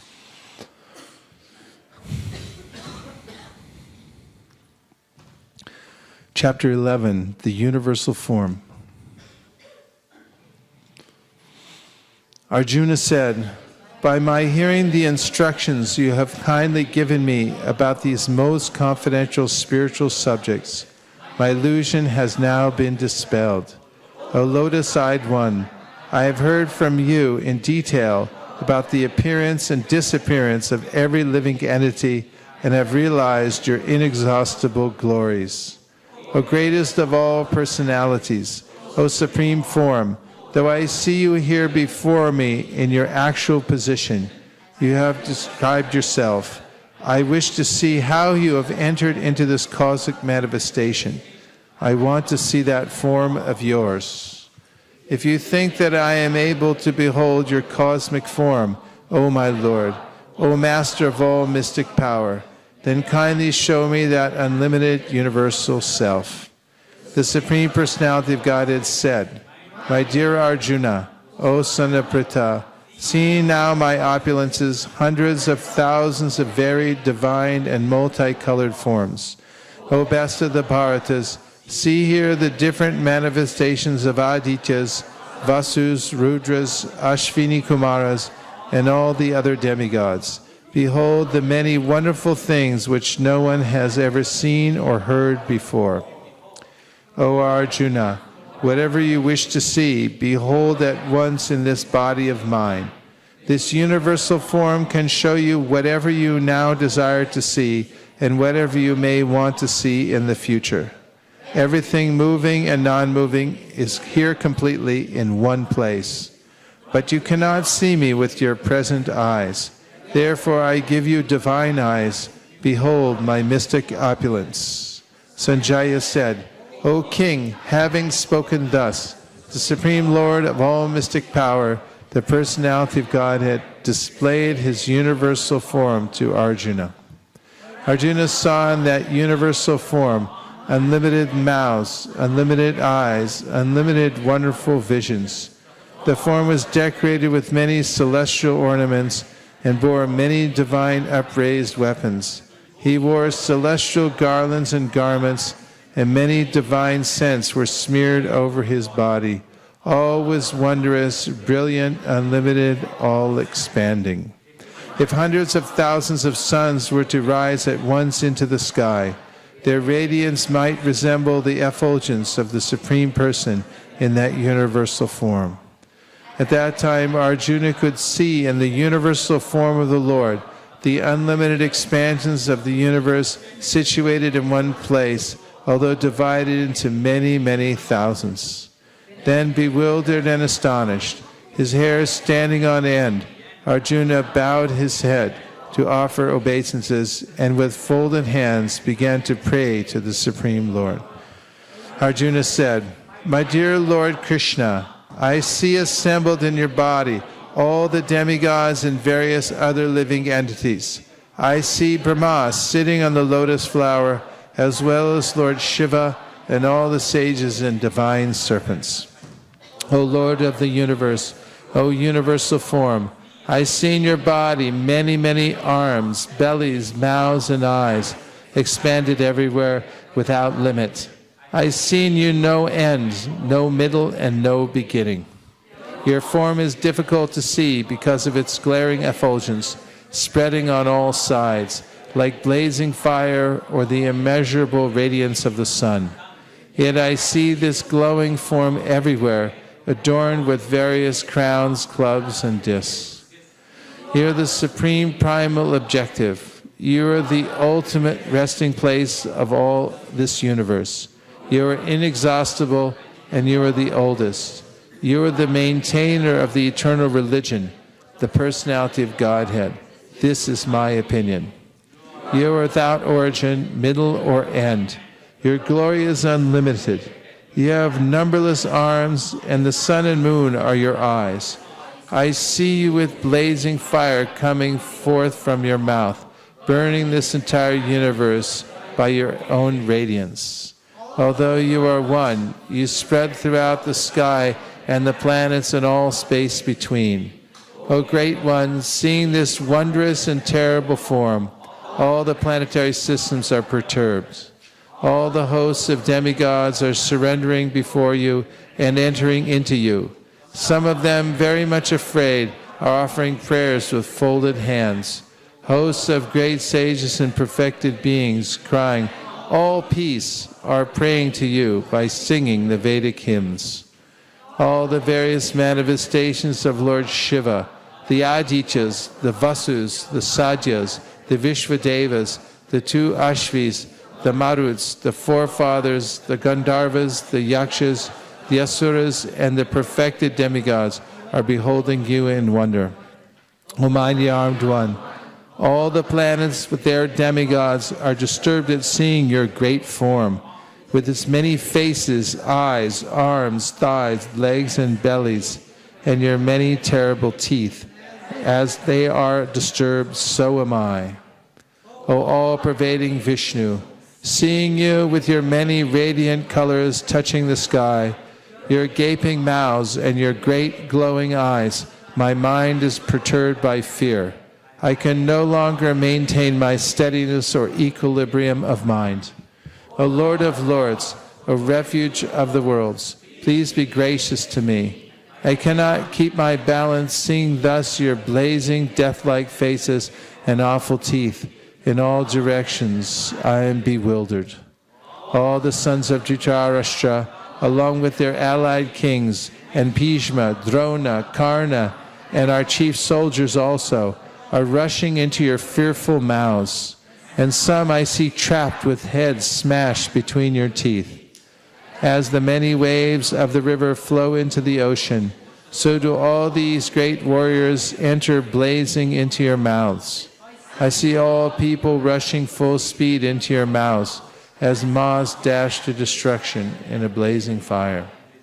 O Vishnu, I see you devouring all people from all sides with your flaming mouths.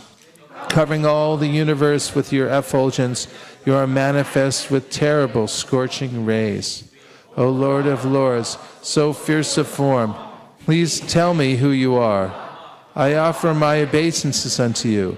Please be gracious to me. You are the primal Lord. I want to know about you, for I do not know what your mission is. The Supreme Personality of Godhead said, Time I am, the great destroyer of the worlds, and I have come here to destroy all people. With the exception of you, the Pandavas, all the soldiers here on both sides will be slain. Therefore get up, prepare to fight and win glory. Conquer your enemies and enjoy a flourishing kingdom. They are already put to death by my arrangement, and you, O Savyasachi, can be but an instrument in the fight. Drona, Bhishma, Jayadratha, Karna, and the other great warriors have already been destroyed by me. Therefore kill them and do not be disturbed. Simply fight and you will vanquish your enemies in battle. Sanjaya said to Dhritarashtra, O king, after hearing these words from the Supreme Personality of Godhead, the trembling Arjuna offered obeisances with folded hands again and again. He fearfully spoke to Lord Krishna in a faltering voice as follows. Arjuna said, O master of the senses, the world becomes joyful upon hearing your name, and thus everyone becomes attached to you.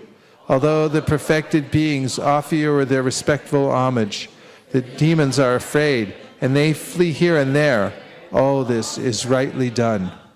O Great One, greater than even Brahma, you are the original Creator. Why then should they not offer their respectful obeisances unto you? O Limitless One, God of gods, refuge of the universe, you are the invincible source, the cause of all causes, transcendental to this material manifestation. You are the original personality of Godhead, the oldest, the ultimate sanctuary of this manifested cosmic world. You are the knower of everything, and you are all that is knowable. You are the supreme refuge above the material modes. O limitless form, this whole cosmic manifestation is pervaded by you.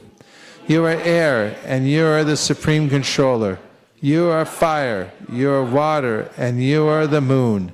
You are Brahma, the first living creature, and you are the great-grandfather. I therefore offer my respectful obeisances unto you 1,000 times, and again and yet again.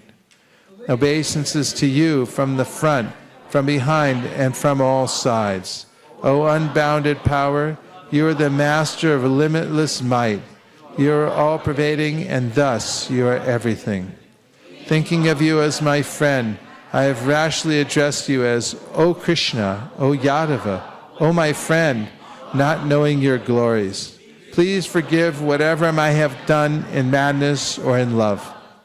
I have dishonored you many times, jesting as we relaxed, lay on the same bed, or sat or ate together, sometimes alone and sometimes affront many friends. Please excuse me for all those offenses. You are the Father of this complete cosmic manifestation of the moving and the non-moving. You are its worshipable chief, the supreme spiritual master. No one is greater than you, nor can anyone be one with you. How then could there be anyone greater than you within the three worlds? O Lord of immeasurable power, you are the Supreme Lord, to be worshipped by every living being. Thus I fall down to offer you my respectful obeisances and ask your mercy. As a father tolerates the impotence of his son, as a friend the impertinence of a friend, or a husband the familiarity of his wife, please tolerate the wrongs I may have done you. After seeing this universal form, which I have never seen before, I am gladdened, but at the same time my mind is disturbed with fear.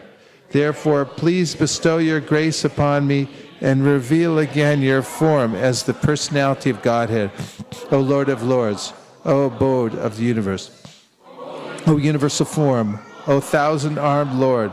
I wish to see you in your four-arm form, with helmeted head and with club, wheel, conch, and lotus flower in your hands. I long to see you in that form. The Supreme Personality of Godhead said, My dear Arjuna, happily have I shown you by my internal potency this supreme universal form within the material world. No one before you has ever seen this primal form, unlimited and full of glaring effulgence. O best of the Kuru warriors, no one before you has ever seen this universal form of mine, for neither by studying the Vedas, nor by performing sacrifices, nor by charity, nor by pious activities, nor by severe penances can I be seen in this form in the material world. You have been perturbed and bewildered by seeing this horrible feature of mine. Now let it be finished. My devotee, be free again from all disturbances. With a peaceful mind, you can now see the form you desire. Sanjaya said to Dhritarashtra, the Supreme Personality of Godhead, Krishna, having spoken thus to Arjuna, displayed his real four-arm form, and at last showed his two-arm form, thus encouraging the fearful Arjuna.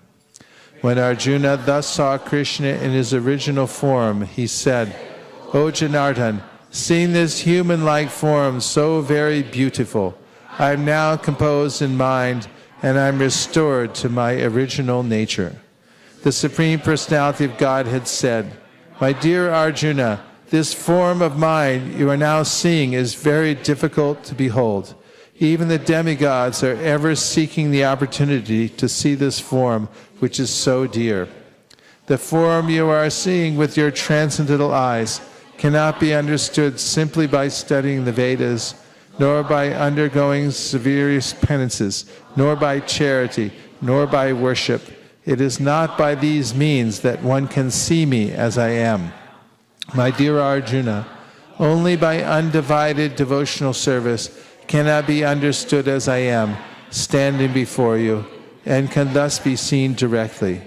Only in this way can you enter into the mysteries of my understanding. My dear Arjuna, he who engages in my pure devotional service, free from the contaminations of fruitive activities and mental speculation, he who works for me, who makes me the supreme goal of his life, and who is friendly to every living being, he certainly comes to me.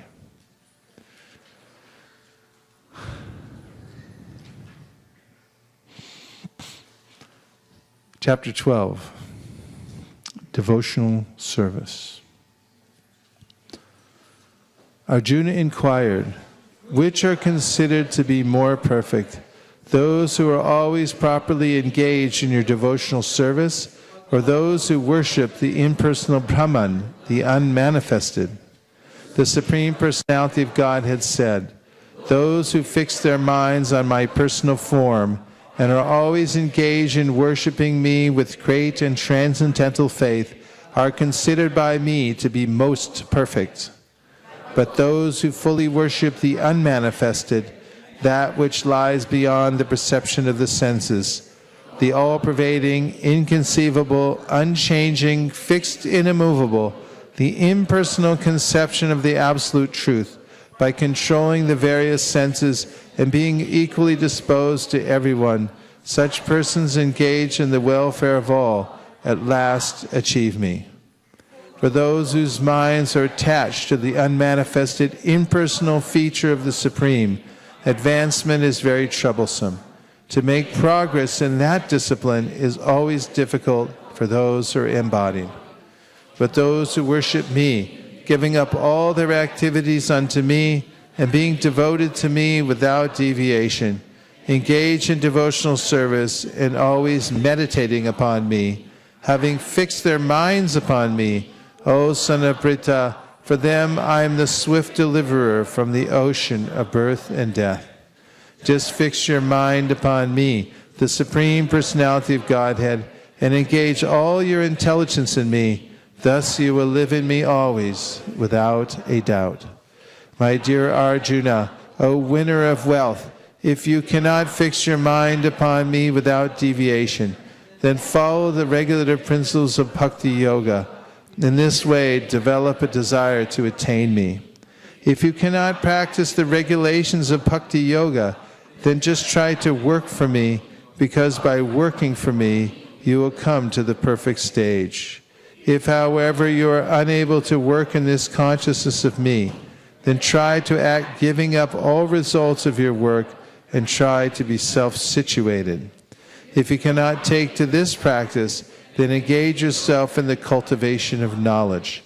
Better than knowledge, however, is meditation, and better than meditation is renunciation of the fruits of action, for by such renunciation one can attain peace of mind.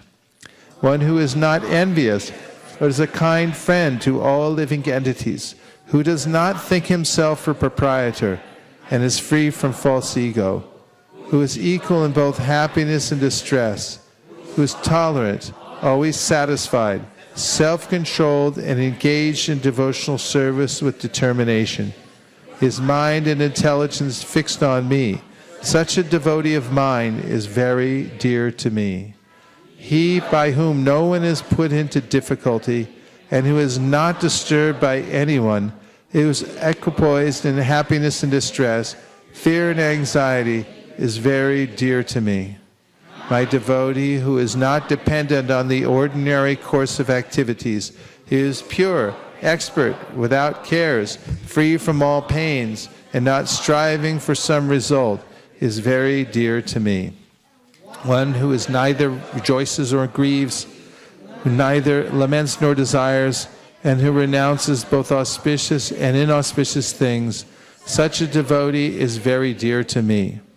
One who is equal to friends and enemies, who is equipoised in honor and dishonor, heat and cold, happiness and distress, fame and infamy, who is always free from contaminating association, always silent and satisfied with anything, who doesn't care for any residence, who is fixed in knowledge and who is engaged in devotional service, such a person is very dear to me. Those who follow this imperishable path of devotional service and who completely engage themselves with faith, making me the supreme goal, are very, very dear to me. Chapter 13, Nature, the Enjoyer, and Consciousness.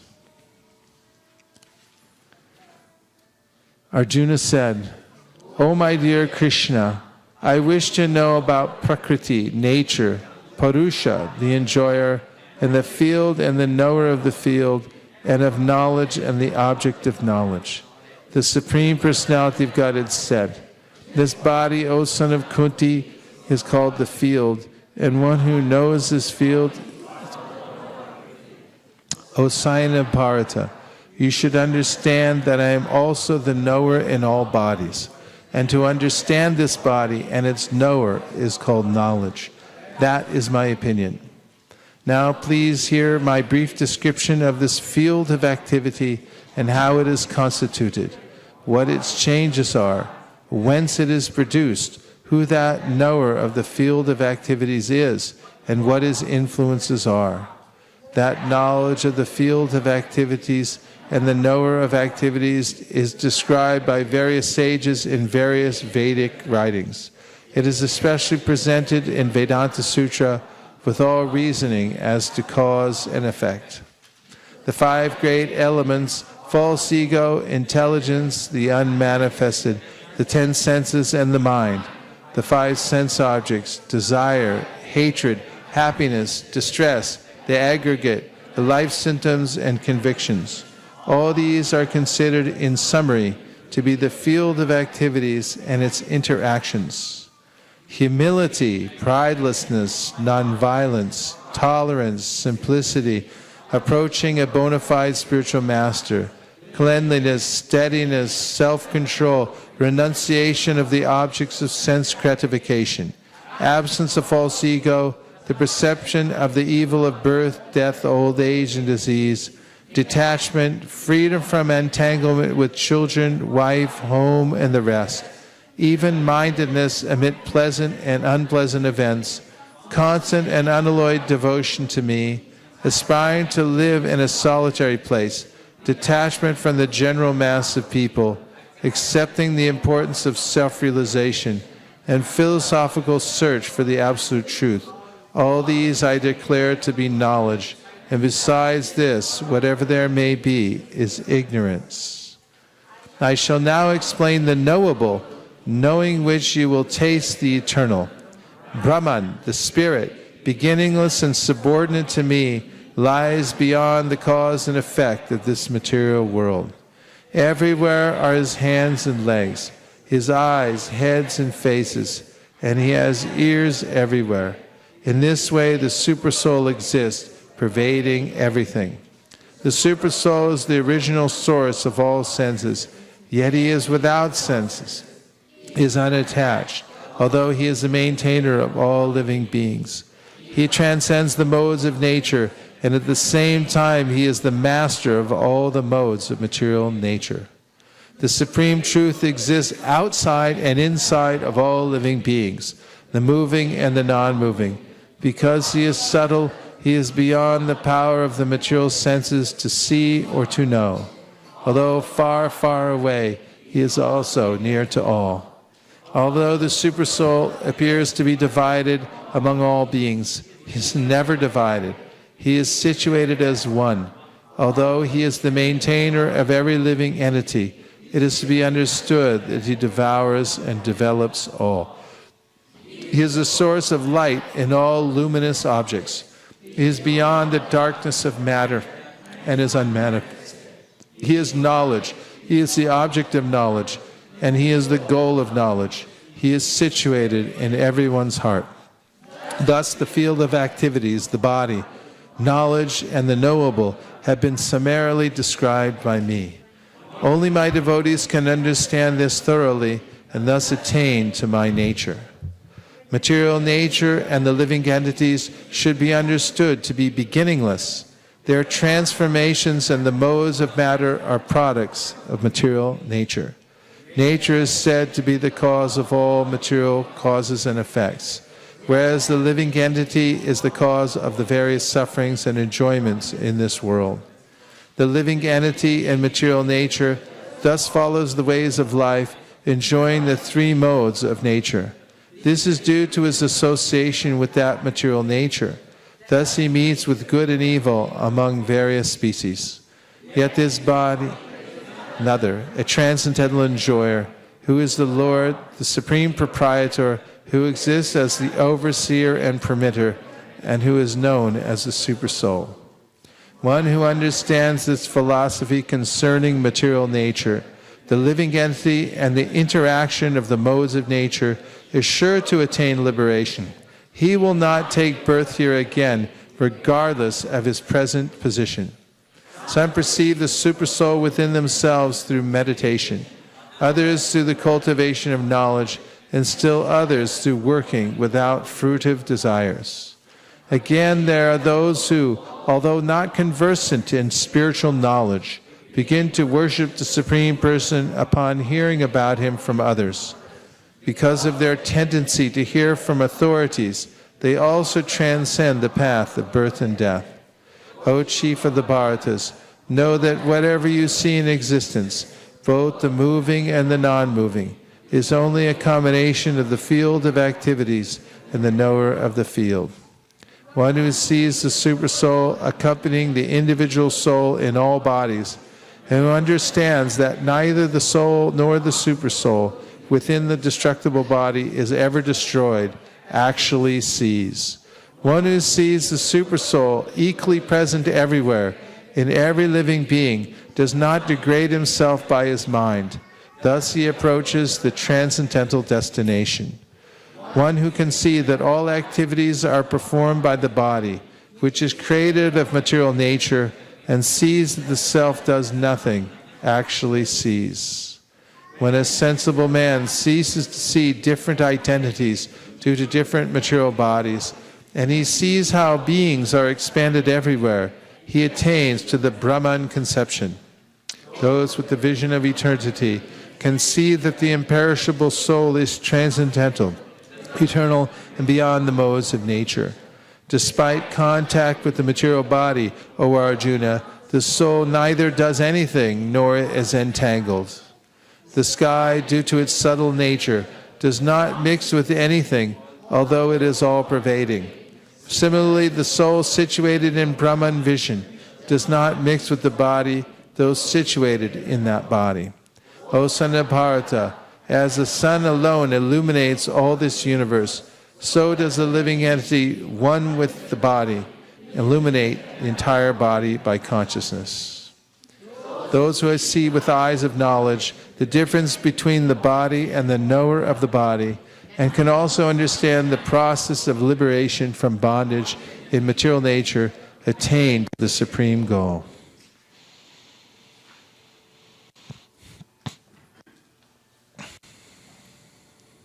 Chapter 14.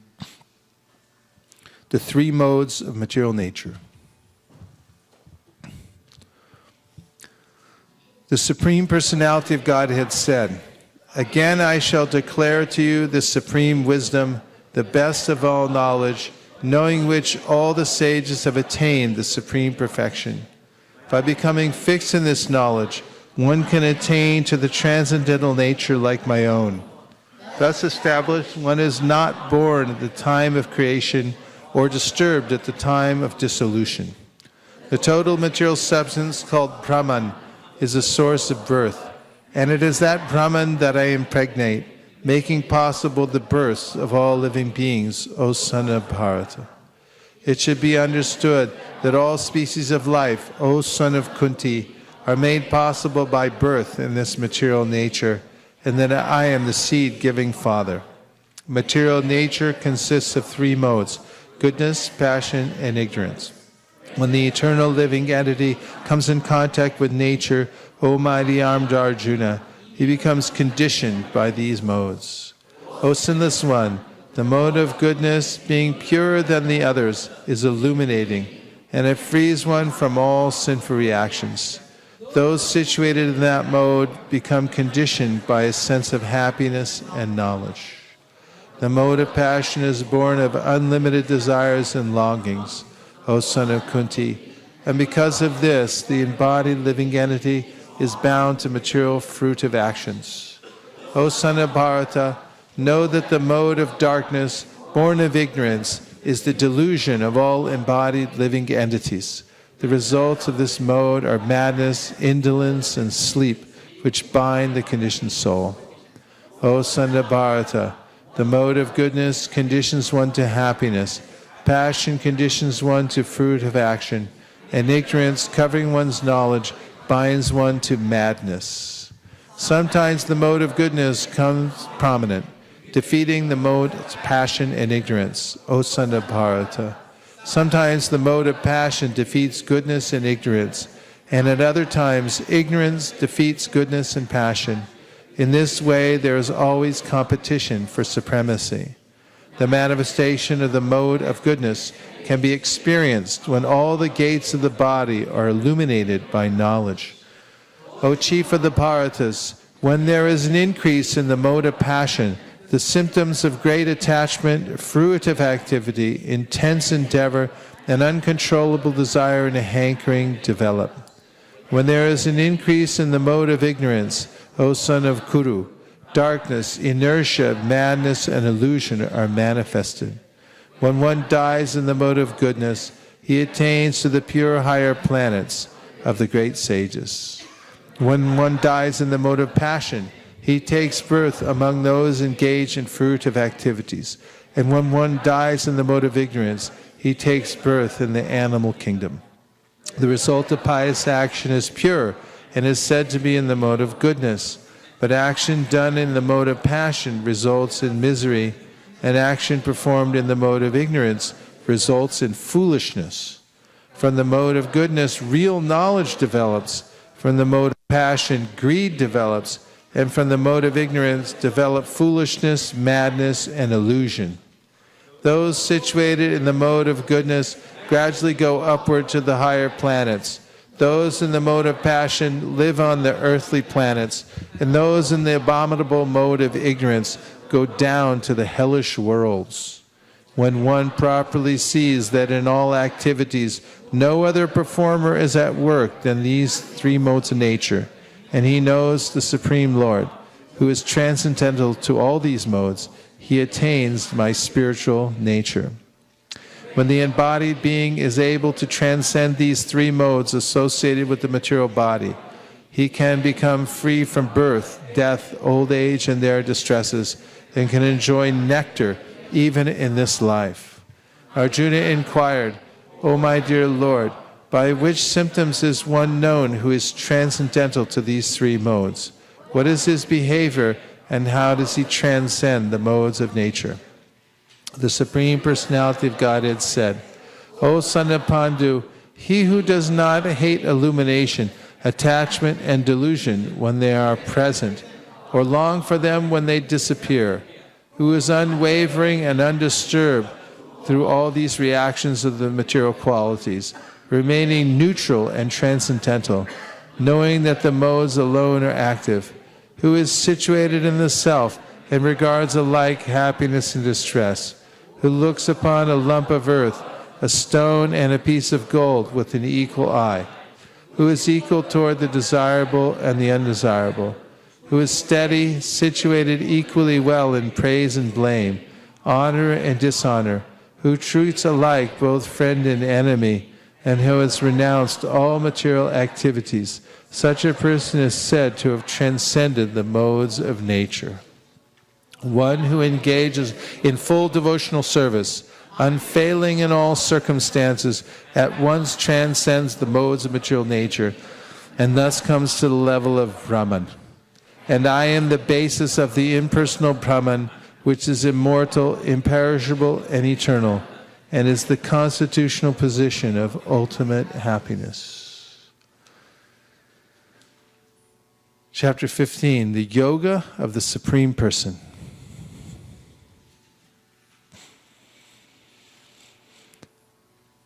The Supreme Personality of Godhead said, "It is said that there is an imperishable banyan tree that has its roots upward and its branches down, and whose leaves are the Vedic hymns. One who knows this tree is the knower of the Vedas. The branches of this tree extend downward and upward, nourished by the three modes of material nature. The twigs are the objects of the senses. This tree also has roots going down, and these are bound to the fruitive actions of human society. The real form of this tree cannot be perceived in this world. No one can understand where it ends, where it begins, or where its foundation is. But with determination, one must cut down this strongly rooted tree with the weapon of detachment. Thereafter, one must seek that place from which, having gone, one never returns, and there surrender to that Supreme Personality of Godhead, from whom everything began and from whom everything has extended since time immemorial. Those who are free from false prestige, illusion, and false association, who understand the eternal, who are done with material lust, who are freed from the dualities of happiness and distress, and who, unbewildered, know how to surrender unto the Supreme Person, attain to that eternal kingdom. That supreme abode of mine is not illumined by the sun or moon, nor by fire or electricity. Those who reach it never return to this material world. The living entities in this conditioned world are my eternal fragmental parts. Due to conditioned life, they are struggling very hard with the 6 senses, which include the mind. The living entity in the material world carries his different conceptions of life from one body to another, as the air carries aromas. Thus he takes one kind of body and again quits it to take another. The living entity, thus taking another gross body, obtains a certain type of ear, eye, tongue, nose, and sense of touch, which are grouped about the mind. He thus enjoys a particular set of sense objects. The foolish cannot understand how a living entity can quit his body, nor can they understand what sort of body he enjoys under the spell of the modes of nature, but one whose eyes are trained in knowledge can see all this. The endeavoring transcendentalists who are situated in self-realization can see all this clearly, but those whose minds are not developed and who are not situated in self-realization cannot see what is taking place, though they may try. The splendor of the sun, which dissipates the darkness of this whole world, comes from me, and the splendor of the moon and the splendor of fire are also from me. I enter into each planet, and by my energy they stay in orbit. I become the moon and thereby supply the juice of life to all vegetables.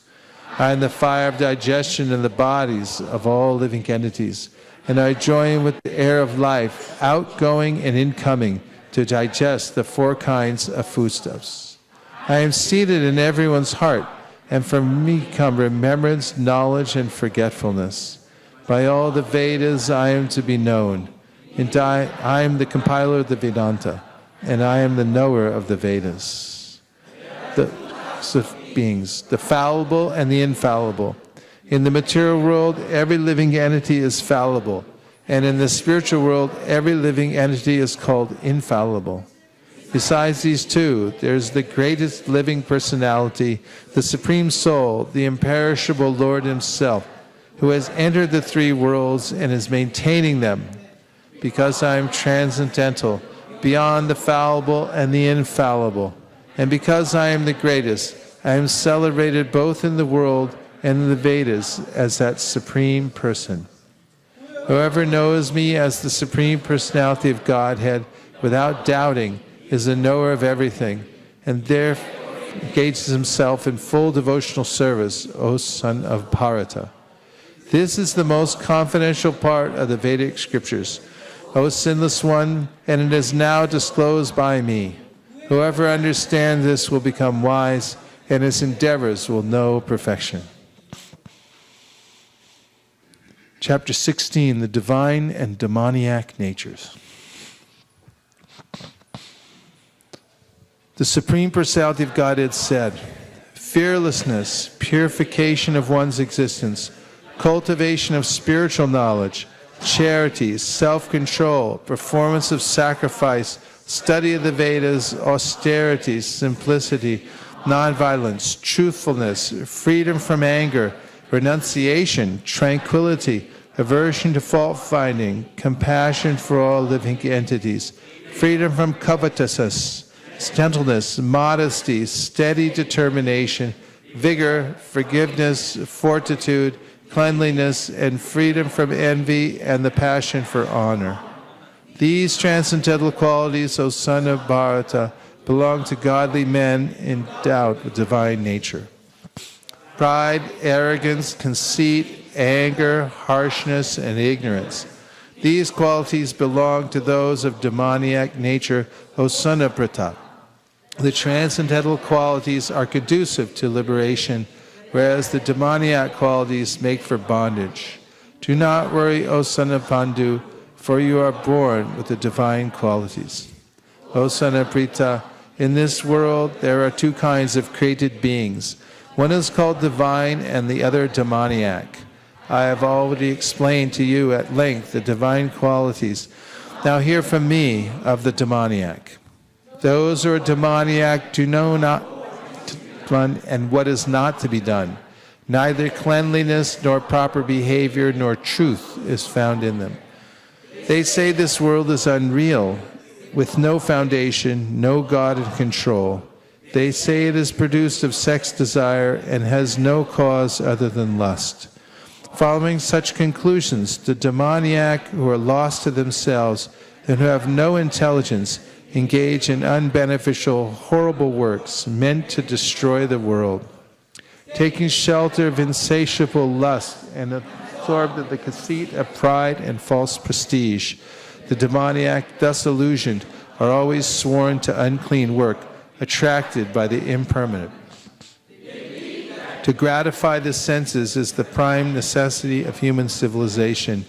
Thus, until the end of their anxiety, bound by a network of hundreds of thousands of desires and absorbed in lust and anger, they secure money by illegal means for sense gratification. The demoniac person thinks, "So much wealth do I have today, and I will gain more according to my schemes. So much is mine now, and it will increase in the future more and more. He is my enemy, and I have killed him, and my other enemies will also be killed. I am the Lord of everything. I am the enjoyer. I am perfect, powerful, and happy. I am the richest man, surrounded by aristocratic relatives. There is none so powerful and happy as I am. I shall perform sacrifices. I shall give some charity, and thus I shall rejoice. In this way, such persons are deluded by ignorance. Thus, perplexed by various anxieties and bound by a network of illusions, they become too strongly attached to sense enjoyment and fall down into hell. Self-complacent and always impotent, deluded by wealth and false prestige, they sometimes proudly perform sacrifices in name only, without following any rules and regulations. Bewildered by false egos, strength, pride, lust, and anger, the demons become envious of the Supreme Personality of Godhead, who is situated in their own bodies and in the bodies of others, and blaspheme against the real religion.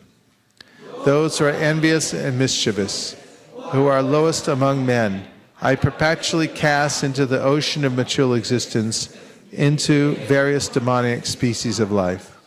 Attaining repeated birth amongst the species of demoniac life, O son of Kunti, such persons can never approach me. Gradually they sink down to the most abominable type of existence. There are 3 gates leading to this hell: lust, anger, and greed. Every sane man should give these up, for they lead to the degradation of the soul. The man who has escaped these 3 gates of hell, O son of Kunti, performs acts conducive to self-realization, and thus gradually attains the supreme destination.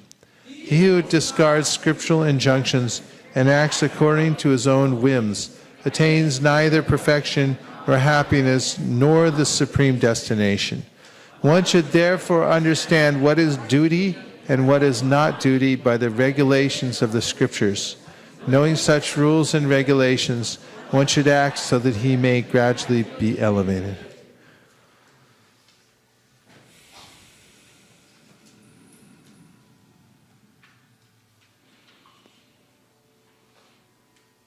Keep going.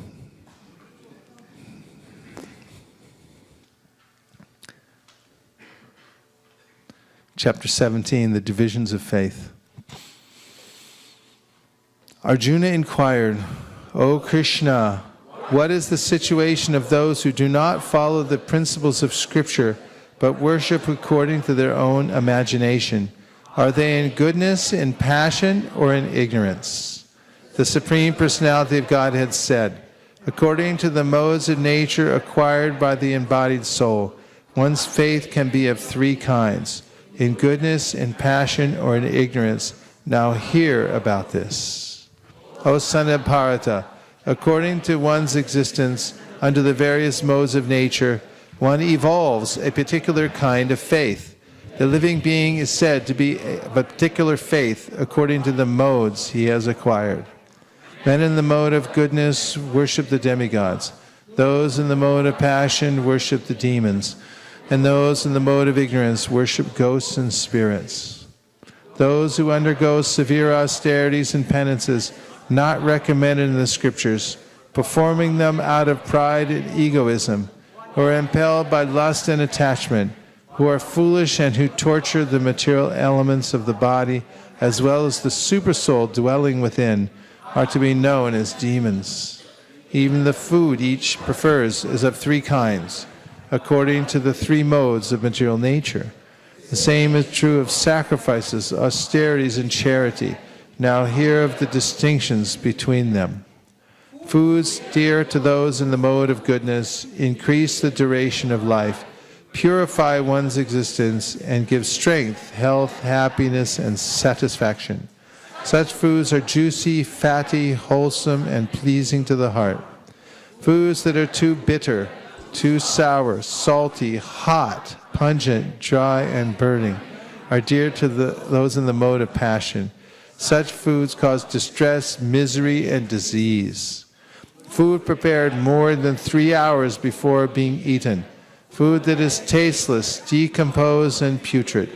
And food consisting of remnants and untouchable things is dear to those in the mode of darkness. Of sacrifices, the sacrifice performed according to the directions of Scripture as a matter of duty by those who desire no reward is of the nature of goodness. But the sacrifice performed for some material benefit or for the sake of pride or the Shiva Bharata, you should know to be in the mode of passion. Any sacrifice performed without regard for the directions of Scripture, without distribution of prasadam, spiritual food, without chanting of Vedic hymns and remunerations to the priests, and without faith is considered to be in the mode of ignorance. Austerity of the body consists in worship of the Supreme Lord, the Brahmanas, the spiritual master, and superiors like the father and mother, and in cleanliness, simplicity, celibacy, and non-violence. Austerity of speech consists in speaking words that are truthful, pleasing, beneficial, and not agitating to others, and also in regularly reciting Vedic literatures. And satisfaction, simplicity, gravity, self-control, and purification of one's existence are the austerities of the mind. This threefold austerity, performed with transcendental faith by men not expecting material benefits, but engaged only for the sake of the Supreme, is called austerity in goodness.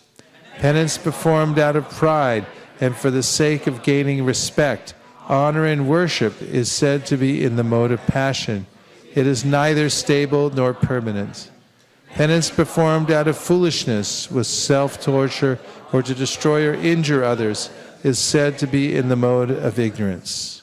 Charity given out of duty without expectation of return at the proper place and to a worthy person is considered to be in the mode of goodness. But charity performed with the expectation of some return or with a desire for fruitive results or in a grudging mood is said to be charity in the mode of passion. And charity performed at an impure place, at an improper time, to unworthy persons, or without proper attention and respect, is said to be in the mode of ignorance. From the beginning of creation, the three words Om Tat Sat were used to indicate the supreme absolute truth. These three symbolic representations were used by brahmanas while chanting the Vedic hymn during sacrifices for the satisfaction of the Supreme. Therefore, transcendentalists undertaking performances of sacrifice, charity, and penance, in accordance with scriptural regulations, begin always with Om to attain the Supreme. Without desiring fruitive results, one should perform various kinds of sacrifice, penance, and charity with the word Tat. The purpose of such transcendental activities is to get free from material entanglement. The absolute truth is the objective of devotional sacrifice, and it is indicated by the word Sat. The performer of such sacrifice is also called Sat, as are all works of sacrifice, penance, and charity, which, true to the absolute nature, are performed to please the Supreme Person, O son of Pritha. Anything done as sacrifice, charity, or penance without faith in the Supreme, O son of Pritha, is impermanent. It is called asat and is useless both in this life and in the next. Keep going? You sure? Vrindavan says Haribol, okay. Chapter 18, conclusion, the perfection of renunciation.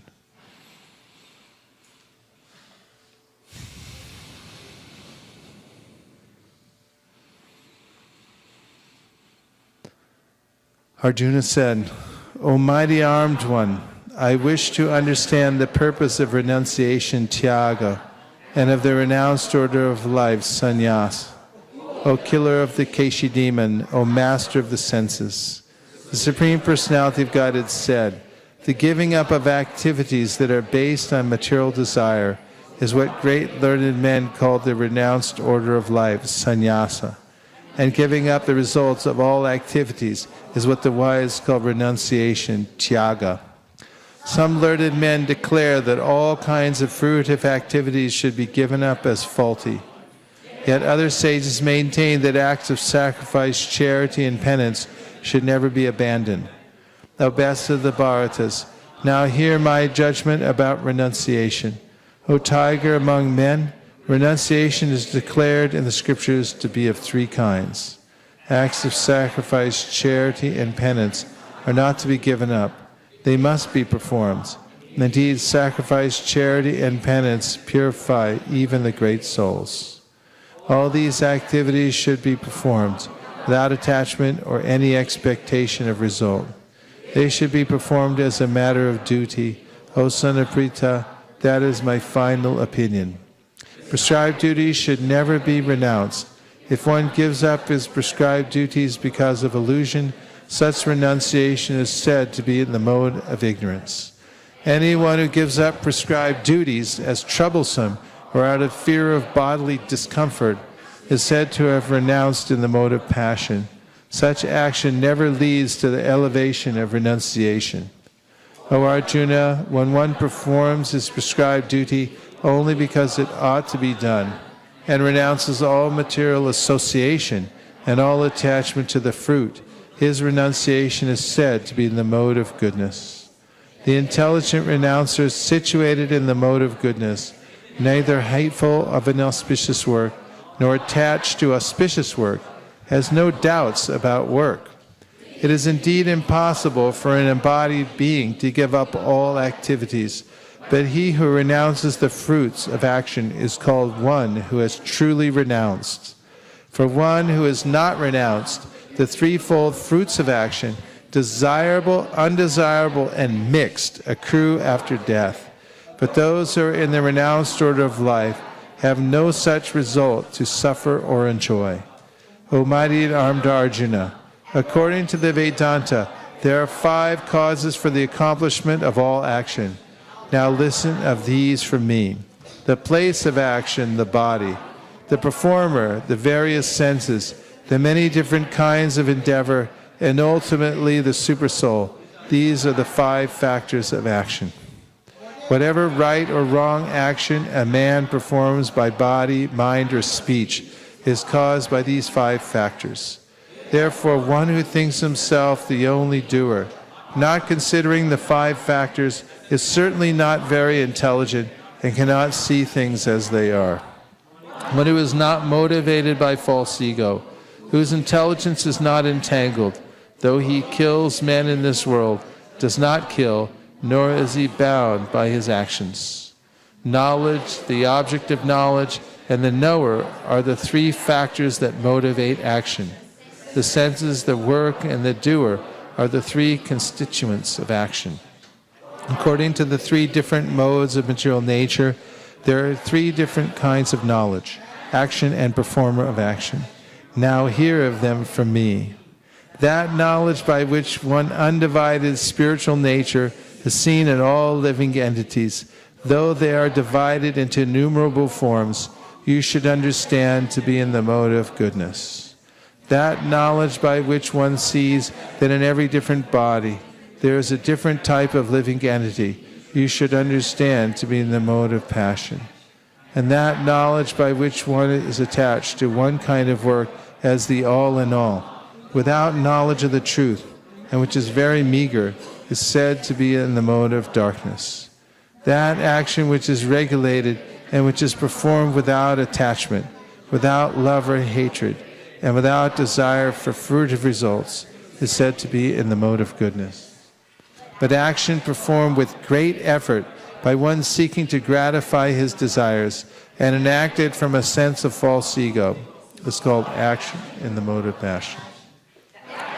Performed in illusion, in disregard.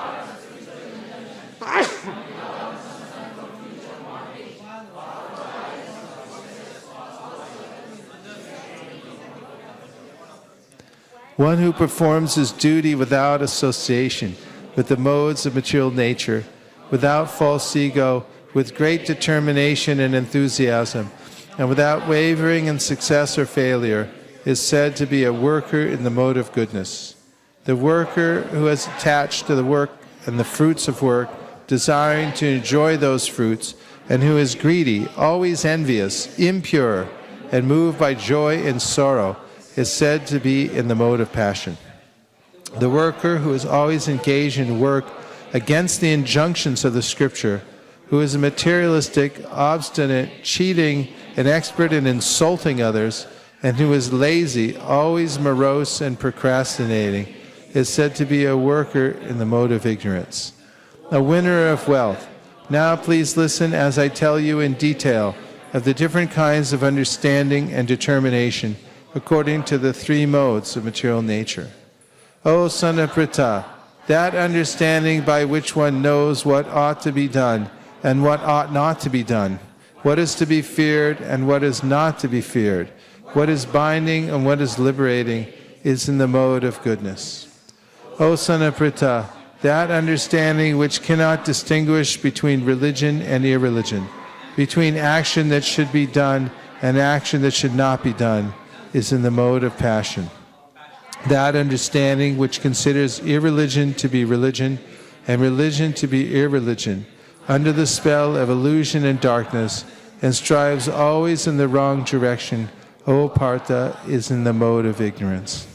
O son of Pritha, that determination which is unbreakable, which is sustained with steadfastness by yoga practice, and which thus controls the activities of the mind, life, and senses, is determination in the mode of goodness. But that determination by which one holds fast to fruitive results in religion, economic development, and sense gratification is of the nature of passion, O Arjuna. And that determination which cannot go beyond dreaming, fearfulness, lamentations, moroseness, and illusion, such unintelligent determination, O son of Pritha, is in the mode of darkness. O best of the Bharatas, now please hear from me about the three kinds of happiness by which the conditioned soul enjoys, and by which he sometimes comes to the end of all distress. That which in the beginning may be just like poison, but at the end is just like nectar, and which awakens one to self-realization, is said to be happiness in the mode of goodness. That happiness which is derived from contact of the senses with their objects, and which appears like nectar at first, but poison at the end, is said to be of the nature of passion. And that happiness which is blind to self-realization, which is delusion from beginning to end, and which arises from sleep, laziness, and illusion, is said to be of the nature of ignorance. There is no being existing, either here or among the demigods in the higher planetary systems, which is free from these three modes born of material nature. Brahmanas, Kshatriyas, Vaishyas, and Shudras are distinguished by the qualities born of their own natures in accordance with the material modes, O chastiser of the enemy. Peacefulness, self-control, austerity, purity, tolerance, honesty, knowledge, wisdom, and religiousness, these are the natural qualities by which the Brahmanas work.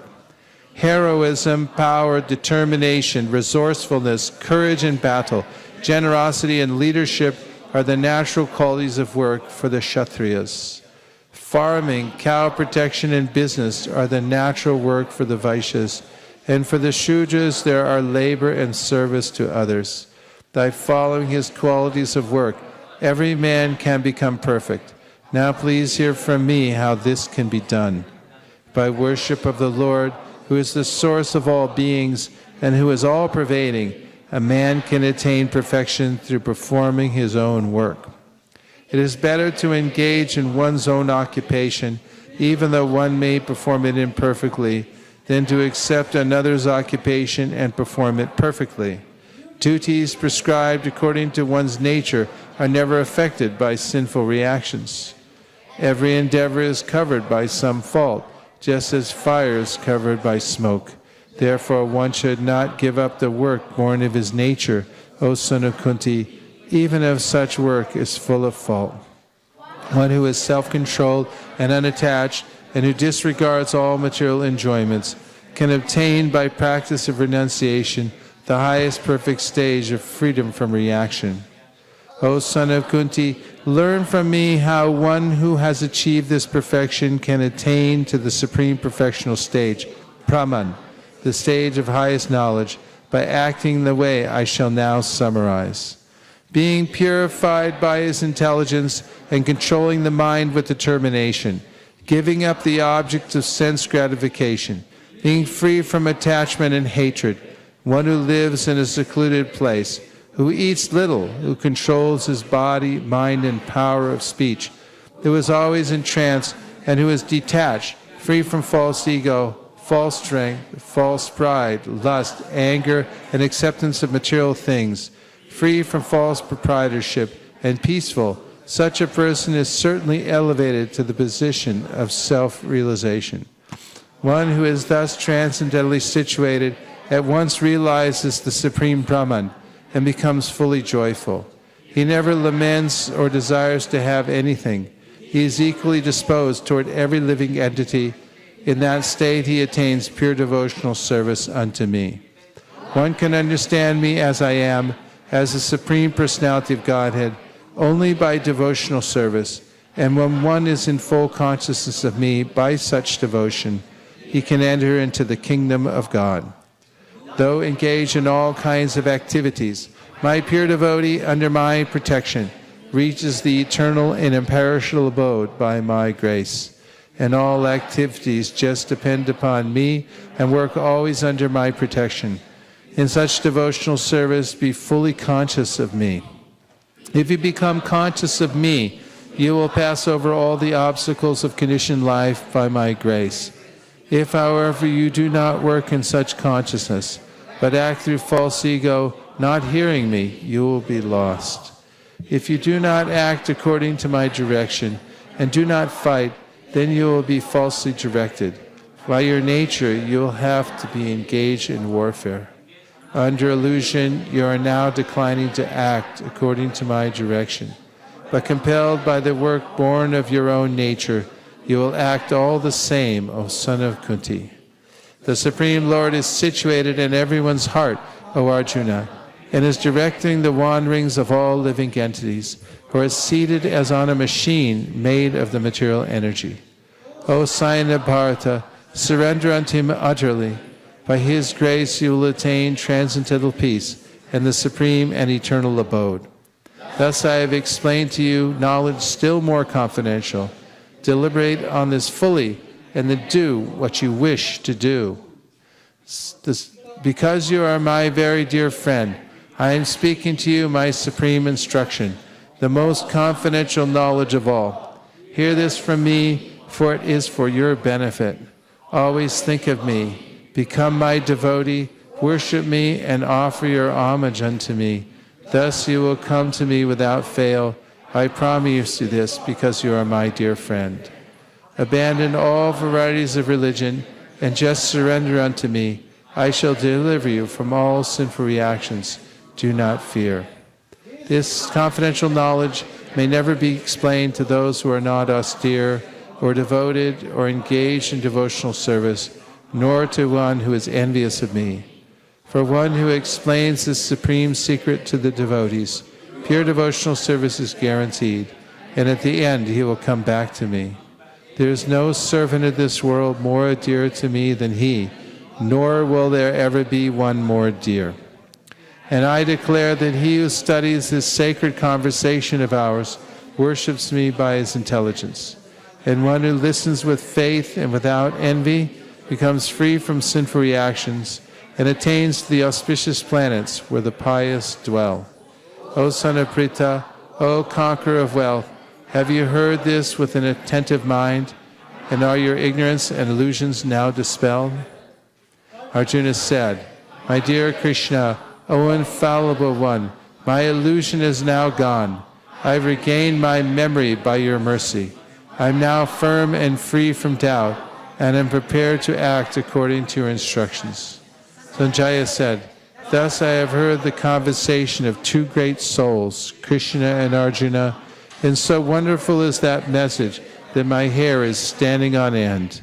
By the mercy of Vyasa, I have heard these most confidential talks direct from the master of all mysticism, Krishna, who is speaking personally to Arjuna.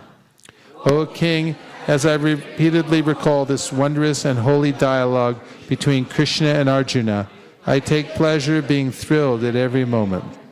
O king, as I remember the wonderful form of Lord Krishna, I am struck with wonder more and more, and I rejoice again and again. Wherever there is Krishna, the master of all mystics, and wherever there is Arjuna, the supreme archer, there will also certainly be opulence, victory, extraordinary power, and morality. That is my opinion. Srimad Bhagavad Gita ki, Lord Shri Krishna ki, Arjuna ki, Sanjaya ki, Go Premanande. Nachari Armarman, Nachari Armarman, Nachari Armarman, Nachari Armarman, hey, Nachari Armarman, Nachari Armarman, Nachari Armarman, Nachari Armarman.